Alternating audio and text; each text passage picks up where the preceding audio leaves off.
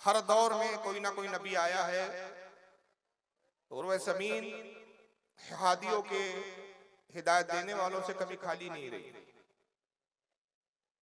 एक हदीस पाक में आता है कि कोई वक्त ऐसा नहीं गुजरा कि कम से कम 3 ईमान वाले ना रहे हो जमीन पर। ईमान वालों से जमीन कभी खाली नहीं रही। और हर दौर में नबी आते रहे, रसूल आते रहे, किताबें भी लेकर आते रहे, सहीफे लेकर आते रहे, अल्लाह के अहकाम को, अल्लाह के हुक्मों को बंदों तक पहुंचाते रहे और ये बताते रहे कि इंसान को किस तरह जिंदगी गुजारना है, अल्लाह की इबादत कैसी करनी है, क्या करना है, क्या नहीं करना है। चुनांचे हजरत आदम अलैहिस्सलाम से लेकर हमारे नबी मोहम्मद सल्लल्लाहु ताला अलैहि वसल्लम तक 1,24,000 कमोबेश का मतलब होता है इसमें ज्यादा भी हो सकते हैं, कुछ कम भी हो सकते हैं। ये एक तखमीना है, ये एक अंदाजा है कि 1,24,000 अंबिया किराम है और इन अंबिया में 4 रसूल हैं।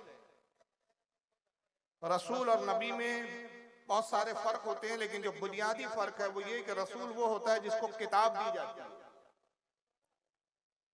4 रसूलों में एक रसूल है हजरत मूसा अलैहिस्सलाम जिनको तौरात दी गई, एक रसूल है हजरत दाऊद अलैहिस्सलाम जिनको जबूर किताब दी गई, एक रसूल है हजरत ईसा अलैहिस्सलाम जिनको इंजील दी गई, और एक रसूल है हमारे नबी, हमारे आका, हमारे सरदार, हमारे मौला जनाब अहमद मुस्तफ़ा मोहम्मद मुस्तफ़ा सल्लल्लाहु ताला अलैहि वसल्लम जिनको कुरान अजीम तमाम किताबों से बेहतरीन और सबसे बेहतर और अच्छी किताब कुरान अजीम अता की गई। ये 4 रसूल है। इसके अलावा जितने भी आए, चाहे वो हजरत हारून अलैहिस्सलाम हो, इदरीस अलैहिस्सलाम हो, इलियास अलैहिस्सलाम हो, यूशा अलैहिस्सलाम हो, हजरत इब्राहिम अलैहिस्सलाम हो, इस्माइल अलैहिस्सलाम हो, ईसाक अलैहिस्सलाम हो, जितने भी अंबिया ये सब नबी है, रसूल नहीं है, क्योंकि इन्हें किताब नहीं दी गई। रसूल जो किताब लाते हैं, रसूल का दर्जा नबी से अफजल होता है, बड़ा होता है। रसूल जो किताब लाते हैं, बाद में अंबिया उन्हीं किताबों की तालीमात को उम्मत में आम करते हैं, और जब किताबों में तहरीफ हो जाती है, रद्दोबदल होता है, तालीमात बदल दी जाती है, तो एक नया रसूल आता है। यह हज़रत आदम से लेकर हमारे नबी तक सिलसिला चलता रहा और नतीजा यह है कि 1,24,000 अंबिया कराम, अल्लाह के पैगंबर, अल्लाह के अंबिया, अल्लाह के नबी इस दुनिया में आए और लोगों को हिदायत देते रहे, अल्लाह की तरफ बुलाते रहे। सबसे आखिर में हमारे नबी मोहम्मद सल्लल्लाहु अलैहि वसल्लम तशरीफ लाए और हुजूर के बाद अब कयामत तक कोई नबी नहीं आएगा। आप तमाम नबियों में सबसे अफजल है, लेकिन बैसत के एतबार से, तशरीफ आवरी के एतबार से सबसे आखिर में।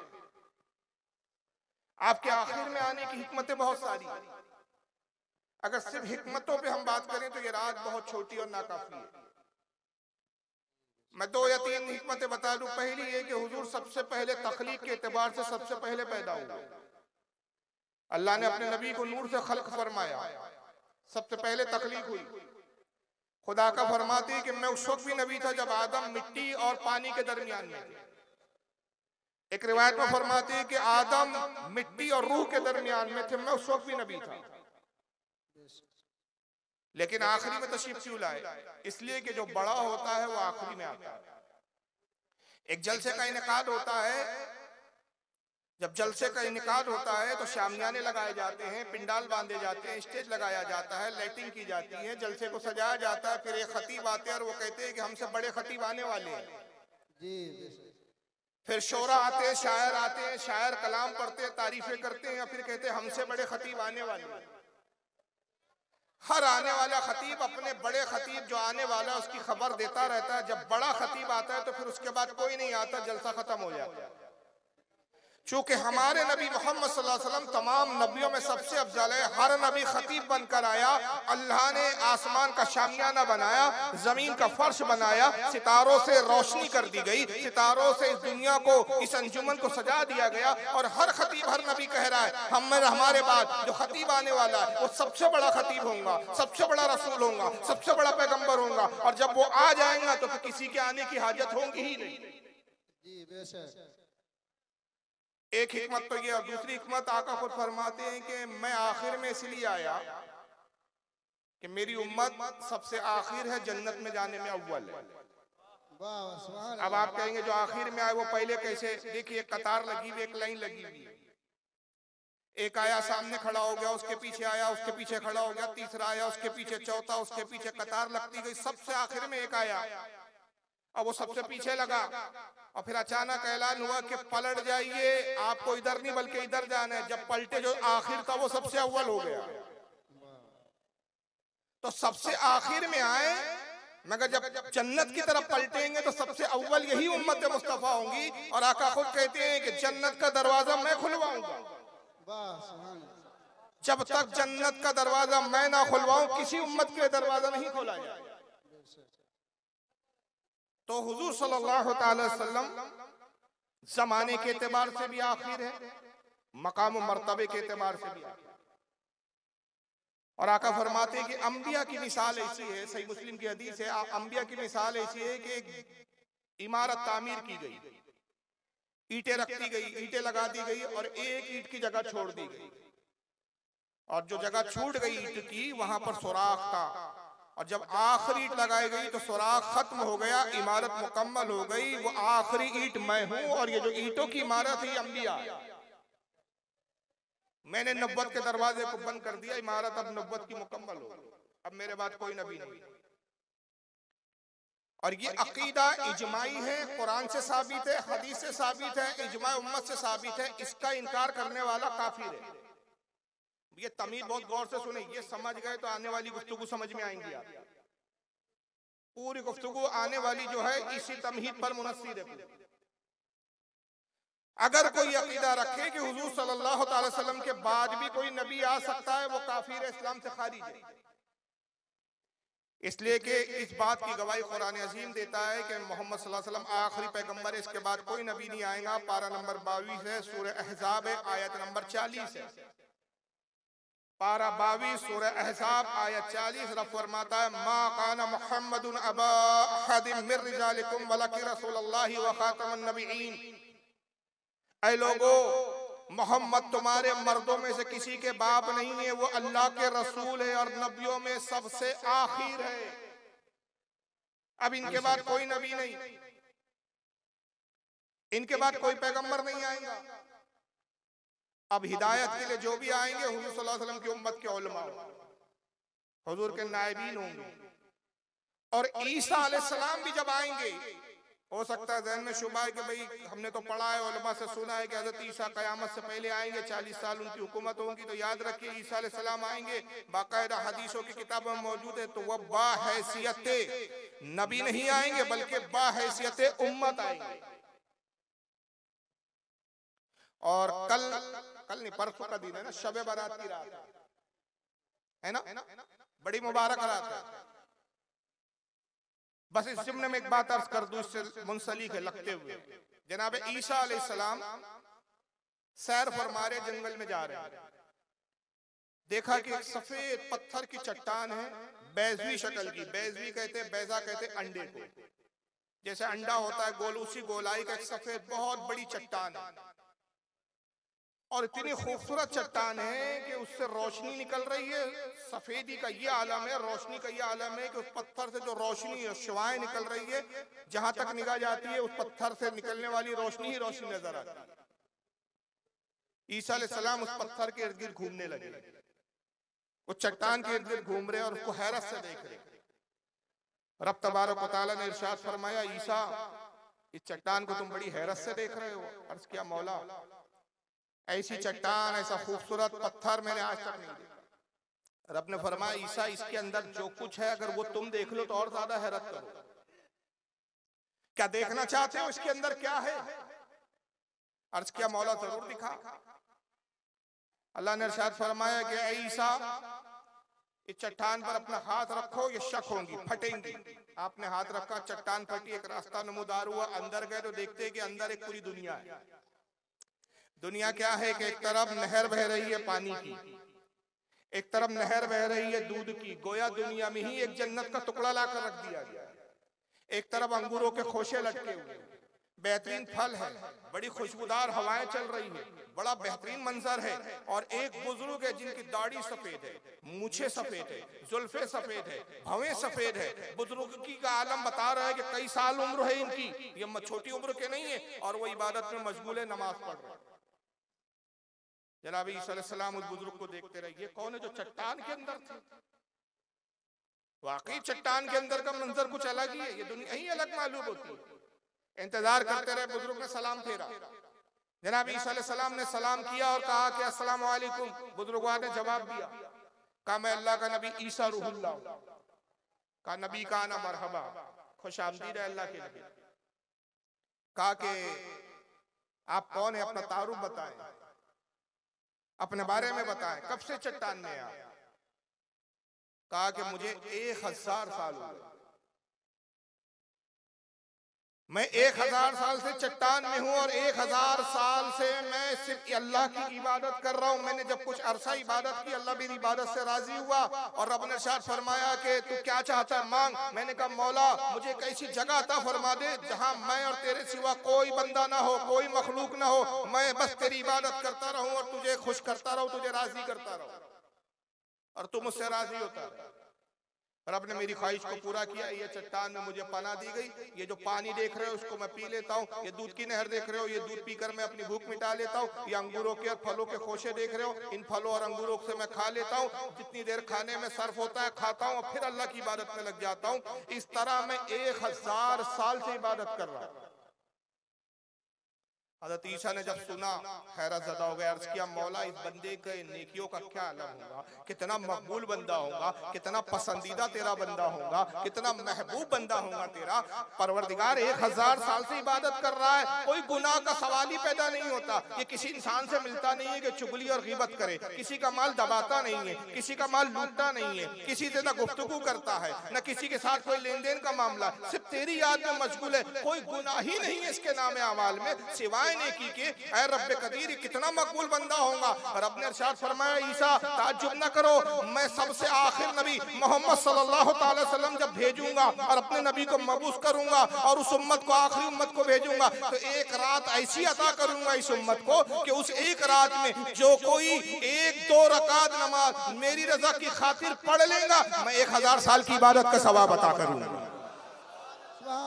कहा मौला वो रात कौन सी है? कहा वो शबे बारात की रात है। जनाब ईसा सजदे में गए, मौला जिस उम्मत का और जिस नबी का आलम ये कि 2 रकात नमाज पढ़े एक रात में 1000 साल की इबादत का सवाब पाए। ऐ परवरदिगार मुझे उस उम्मत से फरमा दे। अल्लाह ने दुआ कबूल की और कयामत के करीब ईसा अलैहिस्सलाम हमारे नबी की उम्मत में तशरीफ लाएंगे, मगर नबी की हैसियत से नहीं, बहैसियत उम्मत ही तशरीफ लाएंगे। तो हुजूर के बाद कोई नबी नहीं आया, मगर झूठे नबुव्वत के दावेदार पैदा हो गए। और आका ने अपने सहाबा को मुखातिब करते हुए कहा कि तुम्हारी अज़मत बहुत बुलंद है, कोई गौस किसी सहाबी के बराबर नहीं हो सकता, कोई कुतुब किसी सहाबी के बराबर नहीं हो सकता। एक सहाबी एक पल्ले में रख दिया जाए और पूरे इस वक्त के जितने नेकोकार है एक पल्ले में रख दिया जाए, दर्जे और मकाम और मर्तबे में एक सहाबी के बराबर नहीं हो सकता। यहां तक के आका खुद फरमाते हैं कि मेरा एक सहाबी जिसने मुझे ईमान की हालत में बस एक झलक देखा, मेरी सोबत भी नहीं उठाई, 80 साल गुनाह करता रहा, 100 साल गुनाह करता रहा, 100 साल की उम्र में ईमान लाया, हुजूर को ईमान की हालत में बस एक निगाह देखी, चला गया, ईमान पर खात्मा हो गया। आका कहते वो मेरा सहाबी हो गया। और उसका मकाम दर्जा क्या है? अल्लाह के नबी फरमाते, सुनाने अबू दाऊद की हदीस है, हुजूर फरमाते कि अगर तुम में से कोई गैर सहाबी ओहद पहाड़ के बराबर सोना अल्लाह की राह में दे दे और मेरा एक सहाबी एक मुट्ठी जौ अल्लाह की राह में दे दे, तो मेरे सहाबी के बराबर नहीं हो सकता। अव्वल तो ओहद पहाड़ के बराबर सोना ही नहीं मिल सकता, मिल जाए और वो अल्लाह की राह में दे भी दे, और सहाबी क्या करे? एक मुट्ठी जौ अल्लाह की राह में खैरात कर दे, और आप ओहद पहाड़ के बराबर सोना अल्लाह की राह में दे दो, सहाबी के बराबर दर्जे में नहीं पहुंच सकते। तो सहाबी का जब इतना बड़ा मकाम है तो नबी का क्या मकाम होगा? फिर नबी में हमारे नबी का क्या मकाम होगा? अक्ल हैरान, अक्ल उसका तसव्वुर नहीं कर सकती। अब इन सहाबा में एक सहाबी हजरत उमर इब्न खत्ताब, आका उनको देखकर फरमाते हैं कि मेरे उमर की फजीलत का ये आलम है, मेरे उमर की असमत का ये आलम है, लौकाना मिन बादी नबीयुन लौकाना उमर इब्न खत्ताब, अगर मेरे बाद कोई नबी होता तो वो उमर इब्न खत्ताब होता, ला नबी आबादी, लेकिन मेरे बाद कोई नबी नहीं। ये हदीस को ज़हन में रखें। हुजूर कह रहे अगर मेरे बाद कोई नबी हो सकता था तो कौन हो सकता था? हज़रत उमर फारूक। और एक रिवायत में ये भी आया, बुखारी शरीफ किताबुल मगाजी के अंदर है कि हज़रत अली से भी फरमाया, गज़वा तबुक के मौके पे हुजूर जंग के लिए जा रहे हैं, अली को मदीने का मुहाफिज बनाया, कहा तुम मदीने में ठहरो, औरतों की हिफाजत करो, बच्चों की हिफाजत करो। मौला अली रोने लगे, मौला ए अल्लाह के रसूल, मैं ताकतवर हूँ, लड़ने का हुनर जानता हूँ, जंगजू आदमी हूँ, आप मुझे औरतों में और बच्चों में छोड़े जा रहे हैं, सरकार मुझे जंग में ही लेकर चलें। आपने फरमाया नहीं, तुम्हारी मिसाल मेरी बारगाह में वही है जो मूसा की बारगाह में हारून की मिसाल थी। अगर मेरे बाद कोई नबी होता तो अली वो तुम होते, लेकिन मेरे बाद कोई नबी नहीं। पता चला अली जैसा वक्त का सहाबी भी नबी नहीं हो सकता, उमर इब्न खत्ताब जैसा सहाबी भी नबी नहीं हो सकता। अच्छा, उमर इब्न खत्ताब की मैं एक फजीलत बता दूं, आज मैं ज्यादा बोलूंगा, आखिरी दिन है, घर ही जाना है कल। उमर इब्न खत्ताब की फजीलत बताऊं और फिर अबू बकर की फजीलत। अल्लाह अकबर। जिब्रील आए हुजूर की खिदमत में, अस्सलामु अलैकुम या रसूल अल्लाह। इमाम अब्दुल रहमान अश्तफूरी अश्शाफ़ी अपनी किताब नुज़तुल मजालिस में रिवायत नकल करते हैं, कहते हैं या रसूल अल्लाह ने भेजा और रब फरमाता है कि मेरे हबीब से कहो कि आप कौन से सहाबा की फजीलत सुनना चाहते हैं। अल्लाह के नबी, मैं अल्लाह के हुक्म से आया हूं ताकि आपके सहाबा की फजीलत और उनका मकाम बताऊं। हुजूर बताइए आप किसकी फजीलत सुनना चाहते हैं? आका ने कहा उमर की फजीलत बताओ। जिब्रील, मेरे उमर की फजीलत क्या है? कहा या रसूलल्लाह, उमर जितने जमीन में मशहूर नहीं है उससे ज्यादा आसमानों में मशहूर है। उनका चर्चा फरिश्ते ज्यादा करते, जितने जमीन वाले नहीं जानते उमर को उससे ज्यादा आसमान वाले जानते। और अल्लाह के नबी, अगर मुझे नूह अलैहिस्सलाम की बराबर उम्र दे दी जाए, यानी 950 साल उनकी तबलीग का जो वक्त है, मुझे 950 साल दे दिए जाए और मैं उमर इब्न खत्ताब की आपको फजीलत बताऊं, उनका मकाम बताऊं, सरकार 950 साल गुजर जाएंगे मगर उमर की फजीलत का एक बाब मुकम्मल नहीं हो सकेगा। एक बाब, एक चैप्टर, ऐसे कई बाब है उमर की फजीलत। ये उमर की फजीलत है। मगर मेरे आका क्या कहते हैं, आसमान में जितने सितारे हैं उन सितारों के बराबर उमर की नेकियां, मगर अबू बकर का मकाम ये है कि उमर की तमाम नेकियां अबू बकर की एक नेकी के बराबर। और जब ये फजीलत उमर ने सुनी मौला हजरत उमर रज़ी अल्लाह ताला ने, तो क्या कहा, लोगों अबू बकर के बारे में तुम क्या जानते हो? अबू बकर की शान ये कि काश मैं उमर इब्न खत्ताब ना होता बल्कि अबू बकर के सीने का एक बाल होता। सहाबा की अज़मत समझ में आ रही है? जब सहाबी नबी नहीं हो सकता तो आज कोई नबी हो सकता है? अरे आज का कोई पैदा होने वाला गरीब नवाज के बराबर नहीं हो सकता, आज का पैदा होने वाला गौसे पाक के बराबर नहीं हो सकता, आज का पैदा होने वाला सहाबी के बराबर नहीं हो सकता, तो फिर नबी कैसे हो सकता है? लेकिन हुआ ये कि इन सब के बावजूद भी कुछ लोगों ने नबुव्वत के दावे किए, हुजूर के बाद नबुव्वत के दावे किए, और उन दावों की बुनियाद पर फिर हमारे अहले सुन्नत के उलमा ने नबी के सच्चे आशिक होने की हैसियत से उनके खिलाफ फतवे दिए और उनको कुफ्र के फतवे लगाए। और ये हुजूर की पेशेंगोई थी। मैं एक हदीस आपके सामने दिखा देता हूं कि देख ले हमारे नबी पाक सल्लल्लाहु अलैहि वसल्लम का इल्म गैब भी कितना है। ये सही बुखारी है, कुरान के बाद सबसे अफजल तरीन किताब, हदीस नंबर 3609, किताबुल मनाकिब। अन अबी हुरैरा, हदीस नंबर 3609, अन अबी हुरैरा रज़ियल्लाहु तआला अन्हु अन नबी सल्लल्लाहु अलैहि वसल्लम क़ाल, अबू हुरैरा से रिवायत है, अल्लाह के रसूल सल्लल्लाहु अलैहि वसल्लम ने फरमाया, ला तक़ुमु साअतु हत्ता युबअसु दज्जालून कज़्ज़ाबून क़रीबन मिन सलासीन कुल्लुहुम यज़उमु अन्नहु रसूलुल्लाह। सरकार ने कहा करीब ऐसा वक्त आएगा कि 30 झूठे दज्जाल पैदा होंगे, झूठे होंगे, दज्जाल होंगे, 30 होंगे, और उनमें से हर कोई ये कहेगा कि मैं अल्लाह का रसूल हूं। यानी हुजूर ने ये भी बताया कि मेरे बाद जबकि नबुव्वत का दरवाजा बंद हो गया, लेकिन कितने नबुव्वत के झूठे दावेदार आएंगे? 30 आएंगे। कुछ के नाम तारीख में हमें पता चलते हैं, कुछ शायद आगे वाले जमानों में आए जो नबुव्वत के दावे करें। जिनमें नबुव्वत के दावे करने वालों में एक नाम हमें मिलता है मुसलमा कज़्ज़ाब का। हुजूर ही के जमाने में इसने नबुव्वत का दावा कर दिया। अल्लाह के नबी सल्लल्लाहु अलैहि वसल्लम ने इसके खिलाफ जंग का ऐलान किया। हुजूर के उसी वक्त विसाल हो गया। खालिद इब्न वलीद के साथ अबू बकर सिद्दीक ने खलीफा बनने के बाद पहला काम यह किया कि मुसलमा कज़्ज़ाब के खिलाफ जंग किया। खालिद इब्न वलीद को सिपह सालार बनाकर भेजा, मुसलमा कज़्ज़ाब मारा गया, कुत्ते की मौत पर। उसके बाद असवद अंसी था हुजूरी के जमाने में, यमन का था शख्स, इसने भी नबुव्वत का दावा किया। इसको फिरोज दहलवी एक सहाबी रसूल है, उन्होंने कत्ल किया। उसके बाद एक मुख्तार सकाफी है जिसने पहले इमाम हुसैन के कातिलों से बदला लिया। बाद में उसको ये जाम हो गया, ये खप्त सवार हुआ कि मैंने इमाम हुसैन के जो करबला में जिन्होंने इमाम हुसैन को शहीद किया उनसे बदले लिए, उनको कत्ल किया, मैंने बहुत बड़ा काम किया। तो उसने दावा किया कि आजकल जिब्रील आ रहे हैं और जिब्रील ने कहा तू नबी है। उसको मुसैब इब्न जुबैर रज़ी अल्लाह तआला अन्हु जो हज़रत जुबैर के साहबजादे, उन्होंने कत्ल किया। बहुत सारे और भी बीच बीच में नबी आते रहे, सब नबियों को मारा गया। पता चला कि जो नबुव्वत का दावा करे शरीयत में वाजिबुल कत्ल है। हमारा इख्तिलाफ देवबंदियों से तब शुरू हुआ, तबलीगी जमात वालों से तब शुरू हुआ। उस वक्त नहीं हुआ कि ये तबलीग जमात लेके निकले नमाज के लिए तो हम इनसे गुस्सा हुए, हमने कहा भाई नमाज की तबलीग क्यों कर रहे हो? नमाज से कौन चिढ़ेगा भाई? नमाज से किसको इख्तिलाफ है? इख्तिलाफ उन चीजों से होता है शुरू जो इस्लाम में जिसका इनकार करना, जिसके खिलाफ कहना कुफ्र होता है।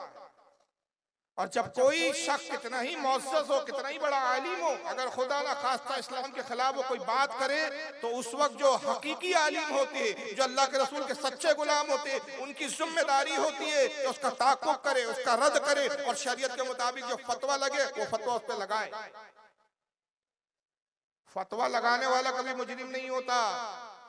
इन बदमाशों ने क्या किया कि जब इन पे हमारे उलमा ने फतवा लगाए, खासतौर से आला हज़रत फाजिल बरेलवी ने इनकी जमात में फतवा लगाई, ये नहीं बताया कि फतवा क्यों लगाया, सिर्फ प्रोपेगेंडा क्या किया, कहा बरेली के खान साहब को कोई काम धाम नहीं थे, हर किसी को काफिर ही बोलते रहे। तो आला हज़रत कोई दीवाने और पागल तो नहीं थे कि बस उठे सुठे तू काफिर, तू काफिर, तू काफिर। भाई कुछ वजह होगी। एक आदमी किसी के पीछे पत्थर लेके दौड़ रहा है और आपने बिना कुछ जाने चीखना शुरू कर दिया, पागल है, पागल है। अरे भाई पूछो तो भाई ये पत्थर क्यों लेके दौड़ रहा है? कहीं इसने तो पहले इसको मारा नहीं, इसने तो कहीं बदमाशी नहीं की, गाली तो नहीं बकी, इसके साथ बदतमीजी तो नहीं की। बिला वजह कोई किसी के पीछे पत्थर मारता नहीं। अरे पागल जो होता है ना वो भी पत्थर नहीं मारता बिला वजह किसी को। किसी दीवाने और पागल को छेड़ा जाए तभी वो पत्थर उठाता। तो आला हजरत तो मुजद्दिद थे, अपने वक्त के इमाम थे, अपने वक्त के मुहद्दिस थे, बारगाह रसूल में मकबूल थे और इसका इतराफ तो इनको भी था। तो उनको कोई दीवानगी का दौरा तो नहीं पड़ा कि सबको काफिर कह दिया। कुछ तो हुआ होगा। उन चीजों को क्यों नहीं बताते? तो उनके हमारा इख्तिलाफ किया है, कौम को गुमराह करने के लिए कहते हैं भाई बरेलियों से सुन्नियों से हमारा इख्तिलाफ फातिया पर है। याद रखिए फातिया पर हमारा इनका कोई बुनियादी इख्तिलाफ नहीं, कब्रों की हाजिरी पर इन पर हमारा इख्तिलाफ नहीं, इस शबे बारात मनाने और न मनाने पर इख्तिलाफ नहीं, हलवा पकाने और न पकाने पर इख्तिलाफ नहीं, हमारा इनका चादर कब्रों पर चढ़ाने को लेकर इख्तिलाफ नहीं। हकीकी इख्तिलाफ ये है कि इनके मौलियों ने, देवबंदियों ने, तबलीग वालों ने ऐसी किताबें लिखी, ऐसी बातें लिखी, ऐसे अकीदों के प्रचार किए जो इस्लाम के मुताबिक कुफ्र थे। ये असली इख्तिलाफ। देवबंदी जमात के जो अकाबिर सबसे बड़े माने जाते हैं, जिन्होंने देवबंद का मदरसा बनाया, एक वक्त ही आया कि उनको अचानक खत सवार हुआ कि मैं भी नबी बन सकता हूं। ये इख्तिलाफ शुरू यहां से हुआ और उन्होंने इब्तिदा ये की कि उनके सवाने निगारों ने उनके बारे में लिखा कि बचपने में उनको क्या क्या होता था उनके साथ। एक किताब देखते चले आए, सवाने कासमी। और बाबहांगे दो वाले ऐलान कर रहा हूं, वीडियो बन रही है इंटरनेटों पे, मेरे वीडियो मौजूद है। एक हवाला गलत साबित कर दो, जो चोर की सजा मेरी सजा और 1 लाख रुपए नकद इनाम ले जाओ। एक हवाला गलत टंके की चोट पे बोलता हूँ, स्क्रीन पे दिखा के बोलता हूँ, किताब टेबल पे रख के बोलता हूँ और मुनाजरों के चैलेंज के साथ। मगर ये खुद जानते हैं कि हमारी किताबों में लिखा है, इसलिए इनके मौलवी सामने नहीं आते। उन टॉपिकों पे बात करते हैं जो एक्चुअल में बुनियादी इख्तिलाफ नहीं है। हम कहते तुम सारी जिंदगी हमारे किसी बुजुर्ग की कब्र पे मत जाओ, हमें क्या पड़ी है? अरे हमारा बुजुर्ग ही नहीं चाहता तुम जैसा खबीस हम उनकी कब्र पर आए। हमने कभी नहीं कहा तुम हमारे मिलादुन नबी के जुलूस में आओ, हमारा जुलूस इतना मुकद्दस है, तुम जैसे खबीसों की जरूरत ही नहीं है हमारे जुलूसों। हमारा इख्तिलाफ इन पर है ही नहीं, और ना इन चीजों की बुनियाद पर हमारे उलमा ने इन पे कुफ्र के फतवे लगाए। अगर कोई मिलाद नहीं मनाता, याद रखिए हमारे नजदीक ना वो काफिर है ना वो फासिक है। अगर कोई फातिहा नहीं देता, हम उसको कुफ्र का फतवा नहीं देते। अगर कोई किसी की मजार पर हाजिर नहीं देता किसी बुजुर्ग के, हम काफिर नहीं कहते। क्यों? ये सारे काम हमारे नजदीक भी, हमारे उलमा के नजदीक भी फरोई मामलात है, फरोई मसाइल है, सवाब के काम है, करना फर्ज और वाजिब नहीं है। भाई मैं गौसे आजम को मानता हूँ, आज तक बगदाद नहीं गया, तो क्या कयामत में पूछोगी मुझसे कि गौसे आप पाक का नाम लेता था, गौस पाक की कब्र पर क्यों नहीं गया? नहीं साहब, जाऊंगा तो सवाब है, नहीं गया तो कोई गुनाह नहीं, कोई पूछ नहीं। इन पर इख्तिलाफ ही नहीं, इख्तिलाफ इन चीजों पर है। सवाने कासिमी, मौलाना कासिम नानातवी, जरा रिश्ते नाते सुन लो, कल कोई इनकार ना कर दे कि हमारा इनसे ताल्लुक नहीं है। ये ऐसे मौके पे इनकार कर देते हमारा ताल्लुक नहीं है, हमारे अब्बा ही नहीं है बोलते, बाप का इनकार कर देते। इस किताब जिसके बारे में लिखी जा रही है मौलाना कासिम नानातवी, जिन्होंने दारुल उलूम देवबंद बनाया बकौल इनके, और इन्हीं के सगे पोते थे, मौलाना कासिम नानातवी के ही सगे पोते थे, जिन्होंने तबलीगी जमात के लिए किताब लिखी फजाइले आमाल, जिस किताब का तबलीगी जमात वाले दर्स देते हैं। ताल्लुक देख रहे हैं ना आप, सब एक ही थाली के चट्टे बट्टे। और खुद मौलाना इलियास कांदेलवी, जिन्होंने तबलीगी जमात की बुनियाद रखी, वो देवबंद के पढ़े हुए थे, देवबंद से उन्होंने पढ़ा, देवबंद से फरागत हासिल की। सवाने कासिमी 2-3 जिल्दों में आती है। कासिम नानातवी के बारे में सवाने उन्हीं के खलीफा, उन्हीं के मुरीद, उन्हीं के शागिर्द, जिनका नाम है सैयद मनाजिर हुसैन गीलानी, मनाजिर अहसन गीलानी, उन्होंने लिखा सफा नंबर इसका 31, जिल्द नंबर 1, कासिम नानातवी के बचपने का एक वाकया लिखा जा रहा है कि कासिम साहब का हाल क्या था बचपन में। कहते हैं मौलवी साहब, उर्दू में आप अच्छे से पढ़ सकते हैं, बिहार वाले उर्दू पढ़ना जानते हैं। मौलवी साहब यानी हजरत नानातवी, और हे भी लिखा है रहमतुल्लाह अलैह। मौलवी साहब यानी हजरत नानातवी ने अय्यामे तिफली में, अय्यामे तिफली यानी बचपन के आलम में, जब छोटे थे, छोटी उम्र थी, उस छोटी उम्र में ये ख्वाब देखा था कि गोया मैं अल्लाह जल्ले शानहू की गोद में बैठा हुआ हूँ। कहाँ बैठे ये फजीलत है मौलवियों की। ऐसा ख्वाब अल्लाह के रसूल ने कभी नहीं देखा कि मैं अल्लाह की गोद में बैठा हूँ। कभी अबू बकर ने नहीं देखा, उमर ने नहीं देखा। इनकी अजमत का आलम ये था, ये अल्लाह की गोद में जाके डायरेक्ट बैठे, और भूल गए कि हमारा अकीदा तो यह है कि अल्लाह जिस्म जिस्मानियात से पाक, बॉडी लेस, उसका कोई जिस्म नहीं है, वो जिस्म से पाक, वो हाथ से पाक, पैर से पाक, चेहरे से पाक, कान से पाक, नाक से पाक। इसलिए कि जिस्म होने के लिए मटेरियल चाहिए, मादा चाहिए, और मादा होगा तो खुदा की जात बाद में होगी, मादा पहले मानना पड़ेगा। भाई आप हम सब कौन है? इंसान। किस चीज से बनाया गया हमें? 4 चीजों से, बल्कि उसमें एक जोड़ लीजिए 5। 4 सुनते हैं, मैं 5वां जोड़ रहा हूं। मिट्टी, मिट्टी को पानी में गूंदा, गूंदने के बाद पानी, दूसरा उनसे कौन सा मिला इंसान की तखलीक में? पानी। हवा से सुखाया गया, आग से तपाया गया, यानी इंसान की तखलीक 4 चीज से हुई, मिट्टी, पानी, आग और हवा। और 5वीं चीज क्या है? रूह। रूह डाली गई, इंसान की तखलीक हो गई। इंसान पहले था कि मिट्टी पहले थी? बोलो। इंसान पहले था कि पानी पहले था? इंसान पहले था कि आग पहले थी? इंसान पहले था कि हवा पहले थी? हवा पहले थी, आग पहले थी, मिट्टी पहले थी, पानी पहले था। अल्लाह ने इन अनासिर को, इन अज्जा को मिलाकर इंसान की तख्लीक की। तो किसी चीज को बनाना है तो मटेरियल पहले चाहिए। माइक बाद में बना, लोहा पहले था। वायर बाद में बना, प्लास्टिक पहले था।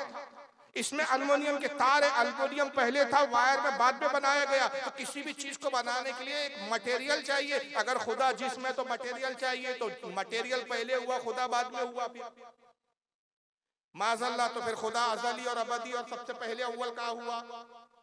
इसीलिए अहले सुन्नत का अकीदा है कि अल्लाह जिस्म से पाक, उसका कोई जिस्म नहीं। कैसा है वो अल्लाह जाने, उसका रसूल जाने, हम नहीं। मगर इन्होंने गोद बताया तो ये बताया कि गोद थी कितनी बड़ी कि कासिम साहब जाके बैठ गए, महदूद कर दिया अल्लाह को, लिमिटेड कर दिया। तो बचपन में ये देखते थे कि साहब मैं गोद में बैठा हूं। उसके बाद फिर हालत बड़ी इनकी, फिर इनका यह हाल हुआ कि इनके पीरो मुर्शिद थे हाजी इमदादुल्लाह माजिर मक्की। कल जिनका जिक्र आया था कि वो उनकी भावा खाना पका रही थी तो हुजूर आए, मैं खुद खाना पकाऊंगा, वही हाजी इमदादुल्लाह। ये बहुत लंबा वाकया है, इसकी जिल्द नंबर 1 है। 2 सफ़े स्कैन किए हुए आपके सामने मैं दिखा रहा हूँ। पूरा अगर मैं पढ़ूंगा इबारत के साथ तो बड़ा वक्त लग जाएगा। इस एतमाद के साथ कि आप मुझ पर यकीन करेंगे और इस जिम्मेदारी के साथ जिसको हवाला देखना हो, मैं असल किताब से हवाला दिखाने के लिए तैयार हूँ। प्रोग्राम के बाद कामगाह पर आकर देख सकता है। जबानी सुना रहा हूँ। 2 सफ़ों में वाकया लिखा गया है कि मौलवी कासिम नाना तभी तस्बीह पढ़ते थे, इबादत करते थे, तो बाद में उन पे एक अजीब कैफियत होती थी। तो अपने पीर साहब के पास गए, हाजी इमदादुल्लाह के पास, और कहने लगे कि हुजूर बड़ी अजीब बात है, जब मैं तस्बीह पढ़ता हूँ, जिक्र करता हूँ अल्लाह का, तो मुझ पर बोझ मालूम होता है, वजन मालूम होता है। ऐसा लगता है जैसे मनोवजन रख दिया गया, जैसे मुझ पे पहाड़ रख दिए गए। तो उनके पीर साहब हाजी इमदादुल्लाह ने कहा, मौलाना मुबारक हो, ये वजन वही है जो रसूलुल्लाह को वही के वक्त महसूस होता था। और अल्लाह तुमसे भी अनकरीब वो काम लेगा जो नबियों से लिया जाता है। अब कासिम नाना तभी के पूरा दिमाग में बैठ गया कि आज नहीं तो कल अपन नबी बनने वाले हैं, बस जिब्रील का इंतजार है। मगर फिर उनको जब बड़े हुए तो उनको एक प्रॉब्लम आया। कहा वो तो ठीक है कि अपने को बचपन में शैतान ने ख्वाब दिखा दिया कि गोद में बैठे अल्लाह की। यहाँ तक भी चल गया कि साहब वो बोझ लगता, तो पीर साहब ने कहा वो वही के वक्त जो हुजूर पे बोझ महसूस होता था वही तुम्हें महसूस हो रहा है। लेकिन अगर मैं नबुवत का दावा कर दूं या लोगों से कहूं मैं भी नबी हूं तो बहुत मारेंगे, जूते पड़ेंगे। तो पहले लोगों का जहन बनाना पड़ेगा। तो उन्होंने उसके लिए किताब लिखी और यही किताब फितने का सबब बनी। किताब का नाम है तहज़्ज़ुरुन नास। ये आपके सामने छोटी सी किताब है, छटाक भर का रिसाला, आसानी से मिल जाता है, आप दिल्ली कहीं से भी खरीद सकते हैं। तहज़्ज़ुरुन नास सफ़ा 22 और 43, 2 सफ़े इस पर इन्होंने किताब लिखी और एक रास्ता हमवार किया कि लोगों का जहन कैसा बनाया जाए।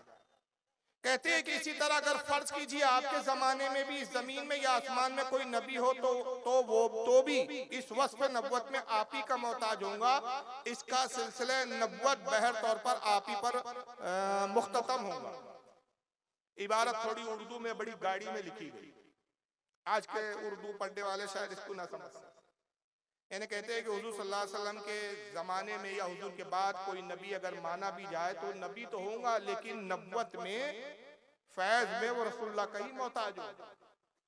फैज रसूल से पाएगा लेकिन नबी हो सकता है, हुजूर के बराबर नबी नहीं होगा, हुजूर से थोड़ा छोटा लेवल का नबी, मगर नबी हो सकता है।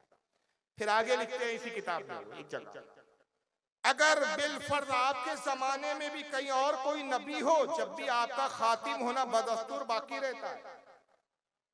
कहते अगर हुजूर के जमाने में भी कोई नबी मान लिया जाए, हुजूर के दौर में भी नबी मान लिया जाए, तो तब भी आप खातिमुन नबी आखिरी नबी रहेंगे। अब आप सोचोगे यार आखिरी नबी कैसे रहेंगे, जो पहले आया वो अव्वल है, जो बाद में आया वो आखिर है। मुझसे पहले वो हमारे बंगाल के मुकर्री साहब है तो ये अव्वल है, मैं बाद में आया तो मैं आखिर हूँ, तो मैं अव्वल नहीं हो सकता, ये आखिर नहीं हो सकते। जब हुजूर सल्लल्लाहु अलैहि वसल्लम आखिर में आए और उसके बाद अगर कोई नबी आए तो फिर हुजूर आखिरी नबी कैसे रहे? अब ये एतराज है, इसका जवाब उन्होंने बड़े दूर की कौड़ी लाई मौलवी साहब ने। देखिए कैसे लोगों के जहन बनाने की कोशिश की गई।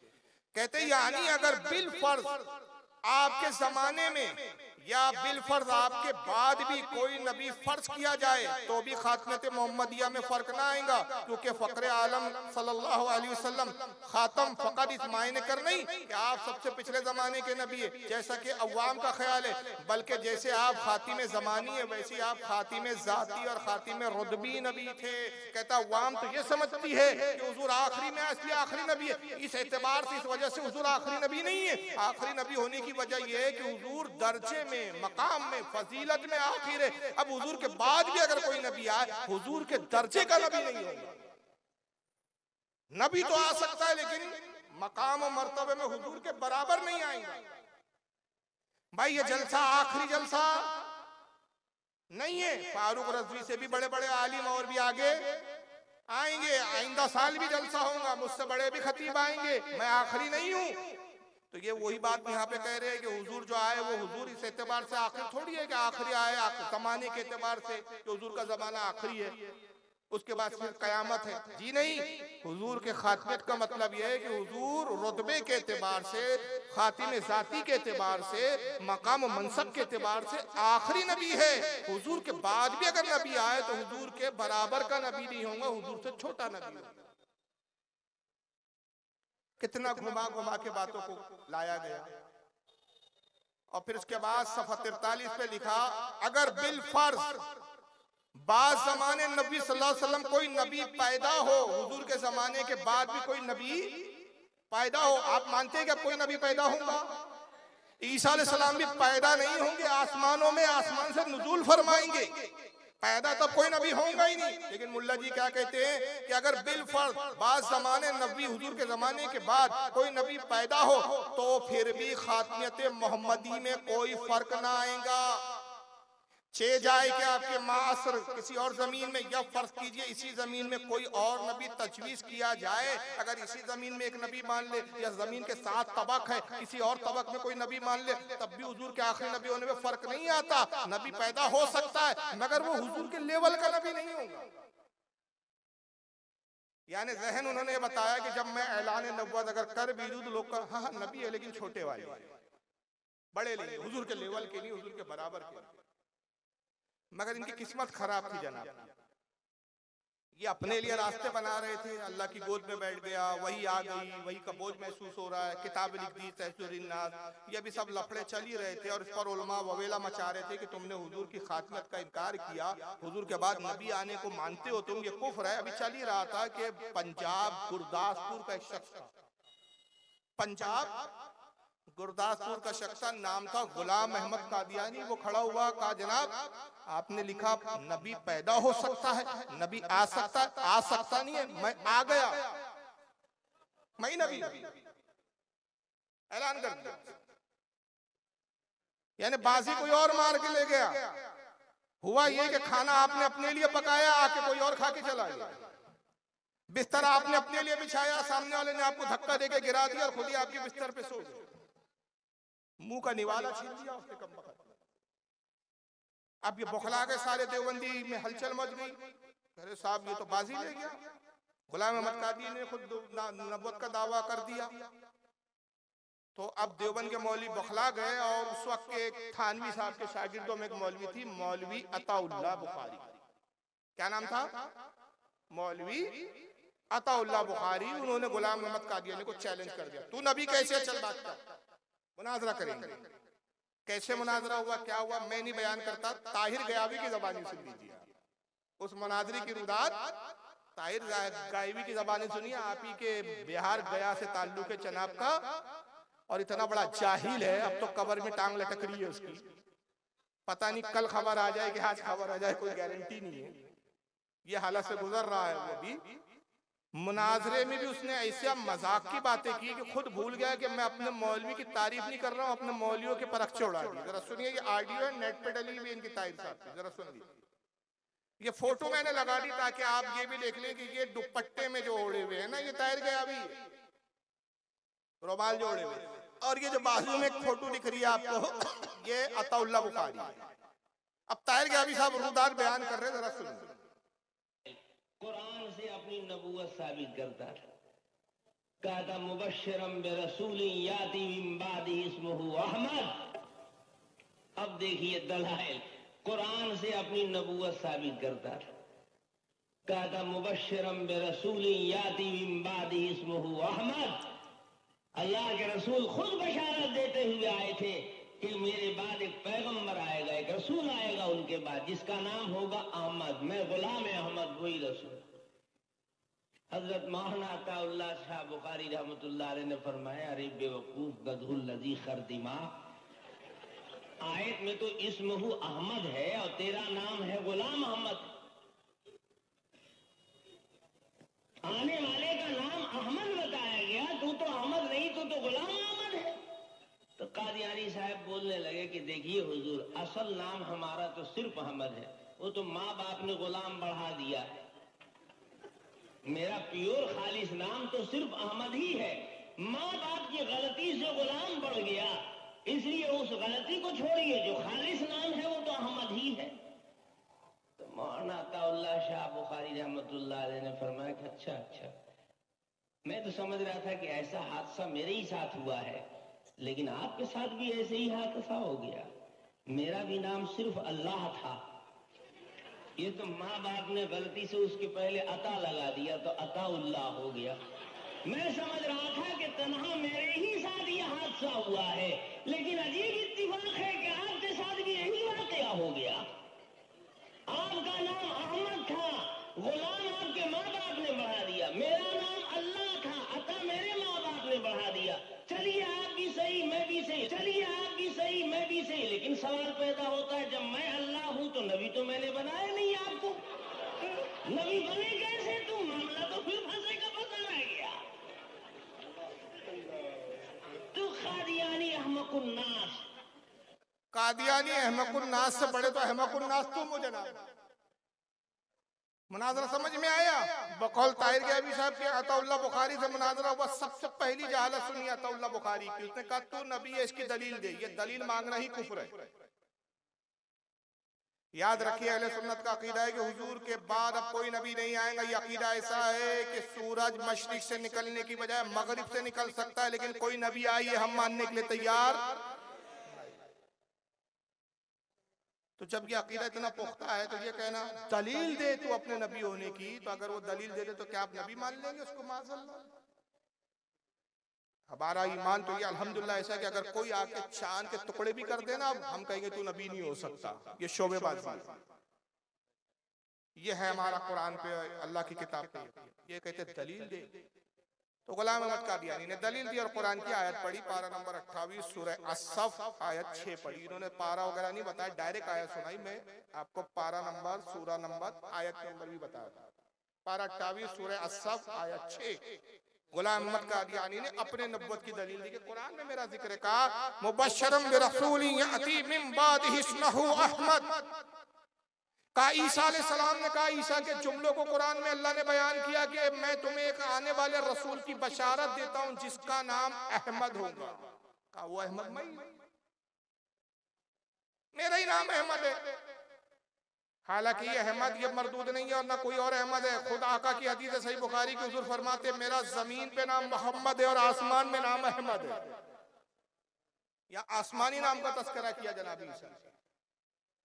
लेकिन गुलाम अहमद कादियानी ने दलील दी तो अताउल्लाह बुखारी ने कहा कि कुरान में तो अहमद आया है, लेकिन तेरे नाम से पहले तो गुलाम है, तू तो गुलाम अहमद है, अहमद तो नहीं है। तो असल में जब मैं पैदा हुआ तो मेरे माँ बाप को थोड़ी पता था मैं नबी हूं, उन्होंने गलती से गुलाम लगा, मेरा असली नाम तो अहमद है। तब अताउल्लाह बुखारी बेवकूफ का जवाब सुनिए। अच्छा, मैं समझा ये हादसा मेरे ही साथ हुआ है, अब पता चला ऐसे हादसा आपके भी साथ हुआ। असल में मैं तो अल्लाह हूं। जब पैदा हुआ मेरे माँ बाप ने जाना नहीं कि अल्लाह साहब पैदा हो गए, तो उन्होंने अता लगा दिया नाम से पहले, तो अताउल्लाह हो गया। हकीकत तो यह है कि मैं अल्लाह हूं, और जब मैं अल्लाह हूं तो मैंने तो आपको नबी बनाया नहीं, तो आप कैसे बने? ये दलील दी। यानी कहने का मतलब सीधे शॉर्टकट जुमले में ज्यादा तफसीरा नहीं कर रहा हूँ, मुख्तसर जुमले में बता दूं कि इसका मतलब ये हुआ कि उसने तो झूठे नबुव्वत का दावा करके मुस्लिमा कज़्ज़ाब के तरीके पे अमल किया, मुख्तार सकीफी पे अमल किया, अस्वद अंसी पे अमल किया। इन्होंने कहा बे अगर तू मुस्लिमा कज़्ज़ाब है अपने वक्त का, तो हम भी नमरूद और फिरौन से किसी तरह कम नहीं। तो अगर नबुव्वत का दावा करेंगे तो हम खुदाई दावा करेंगे। ये है जमात के मुनाजिरों के हाल और जमात के उलमा के हाल। अब नतीजा क्या हुआ कि ये किताब जब आई तहज़ीरुन नास, तो आला हज़रत फाज़िल बरेलवी ने इस किताब की इबारत को और इस किताब को सऊदी अरब के उलमा के सामने पेश किया। खुद फतवा नहीं लगा दिया अकेले था, अपनी राय नहीं लेकर खड़े हो गए कि मैं जो कह रहा हूं वही बस हक है और सही है। उस जमाने में सुन्नियों की हुकूमत थी। हरमैन शरीफैन मक्का और मदीना के बड़े चैयर उलमा, शाफई मसलक के, हनफी मसलक के, मालकी मसलक के, हम्बली मसलक के, चारों मसलकों के बड़े बड़े इमाम और मुहद्दिसीन को जमा किया, ये किताब पेश की और कहा देखो इन्होंने ये अकीदा लिखा कि हुजूर सल्लल्लाहु अलैहि वसल्लम के बाद भी कोई नबी आ सकता है। क्या फतवा इनके बारे में? तमाम उलमा ने मुत्तफ़िक़ा तौर पर फतवा दिया कि ऐसा शख्स काफिर है। और किस तरह काफिर है? इत्तिफ़ाक़ी मुत्तफ़िक़ा फैसला है, मन शक्का फी कुफ्रिही व अज़ाबिही फ़क़द कफ़र। ऐसे बदतरीन काफिर है कि जो इनके कुफ्र और अजाब में शक करे वो भी काफिर है। हुजूर का आखिरी नबी होना मुसल्लम में कुरान और हदीस से और इजमा से साबित है। इसका इनकार कुफ्र है और ऐसा कुफ्र है कि जो शक करे इसके कुफ्र होने में ऐसे के वो भी काफिर है। 37 उलमा ने दस्तखत किए, फतवे दिए और वो सारे फतवे अरबी जबान में, अब उर्दू तर्जुमे के साथ भी छपते हैं। हुस्सामुल हरमैन नामी किताब के में छपता है। ये हुस्सामुल हरमैन आज भी मिलती है, जिसमें अरब के उलमा के फतावे मौजूद है। आप मार्केट से जहां हमारे सुन्नियों का मकतबा हो कहीं भी, शायद पटना में आपको मिल जाए, आपके इलाके में तो मेरे ख्याल से मकतबा होगा नहीं, पटना में मिल जाएंगे आपको बिहार में। और अगर यहाँ ना मिले तो आप दिल्ली, बरेली शरीफ, कहीं से भी जहाँ सुन्नियों के बड़े मराकिज़ है, या हत्ता के नागपुर में भी आपको किताब मिल जाएंगी, बम्बई में मिल जाएंगी। हुस्सामुल हरमैन लाएं, घर में देखें, उर्दू तर्जमा भी है, साथ में अरबी इबारती भी है जो अरब के उलमा के फतवा। तो नबुव्वत का इनकार किया, नबी का इनकार किया। लेकिन बड़ी हैरानी होती है इस फिरके को देखकर कि हमारे आका की नबुव्वत पर इत्मीनान नहीं है इनको, रसूलुल्लाह की नबुव्वत पर तसल्ली नहीं है। ये हुजूर को छोड़कर दूसरे नबियों को तलाश कर रहे हैं। अभी हाल ही का बयान है, अभी 1 महीना भी पूरा नहीं हुआ और ये अभी मसला चल ही रहा है। देवबंदियों की जो सबसे बड़ी इस वक्त जो जमात है जिसका नाम है जमयतुल उलमा हिंद, उसके सदर साहब है। शक्ल से पहचानते कौन है? ये अरशद मदनी है। नेट पे छाए हुए हैं, बड़ा सम्मेलन लिया दिल्ली में और क्या बकवास की उन्होंने। जरा सुन लिए किन लोगों को नबी मानने के चक्कर में है, नबी को होते हुए दूसरे नबी ढूंढ रहे हैं। कितने बड़े अहमक है ये, देखिए। इस मुल्क की तारीख ये है कि अल्लाह ने, ओम ने इसी धरती के ऊपर मनु को उतारा है। मनु यानी आदम को उतारा है।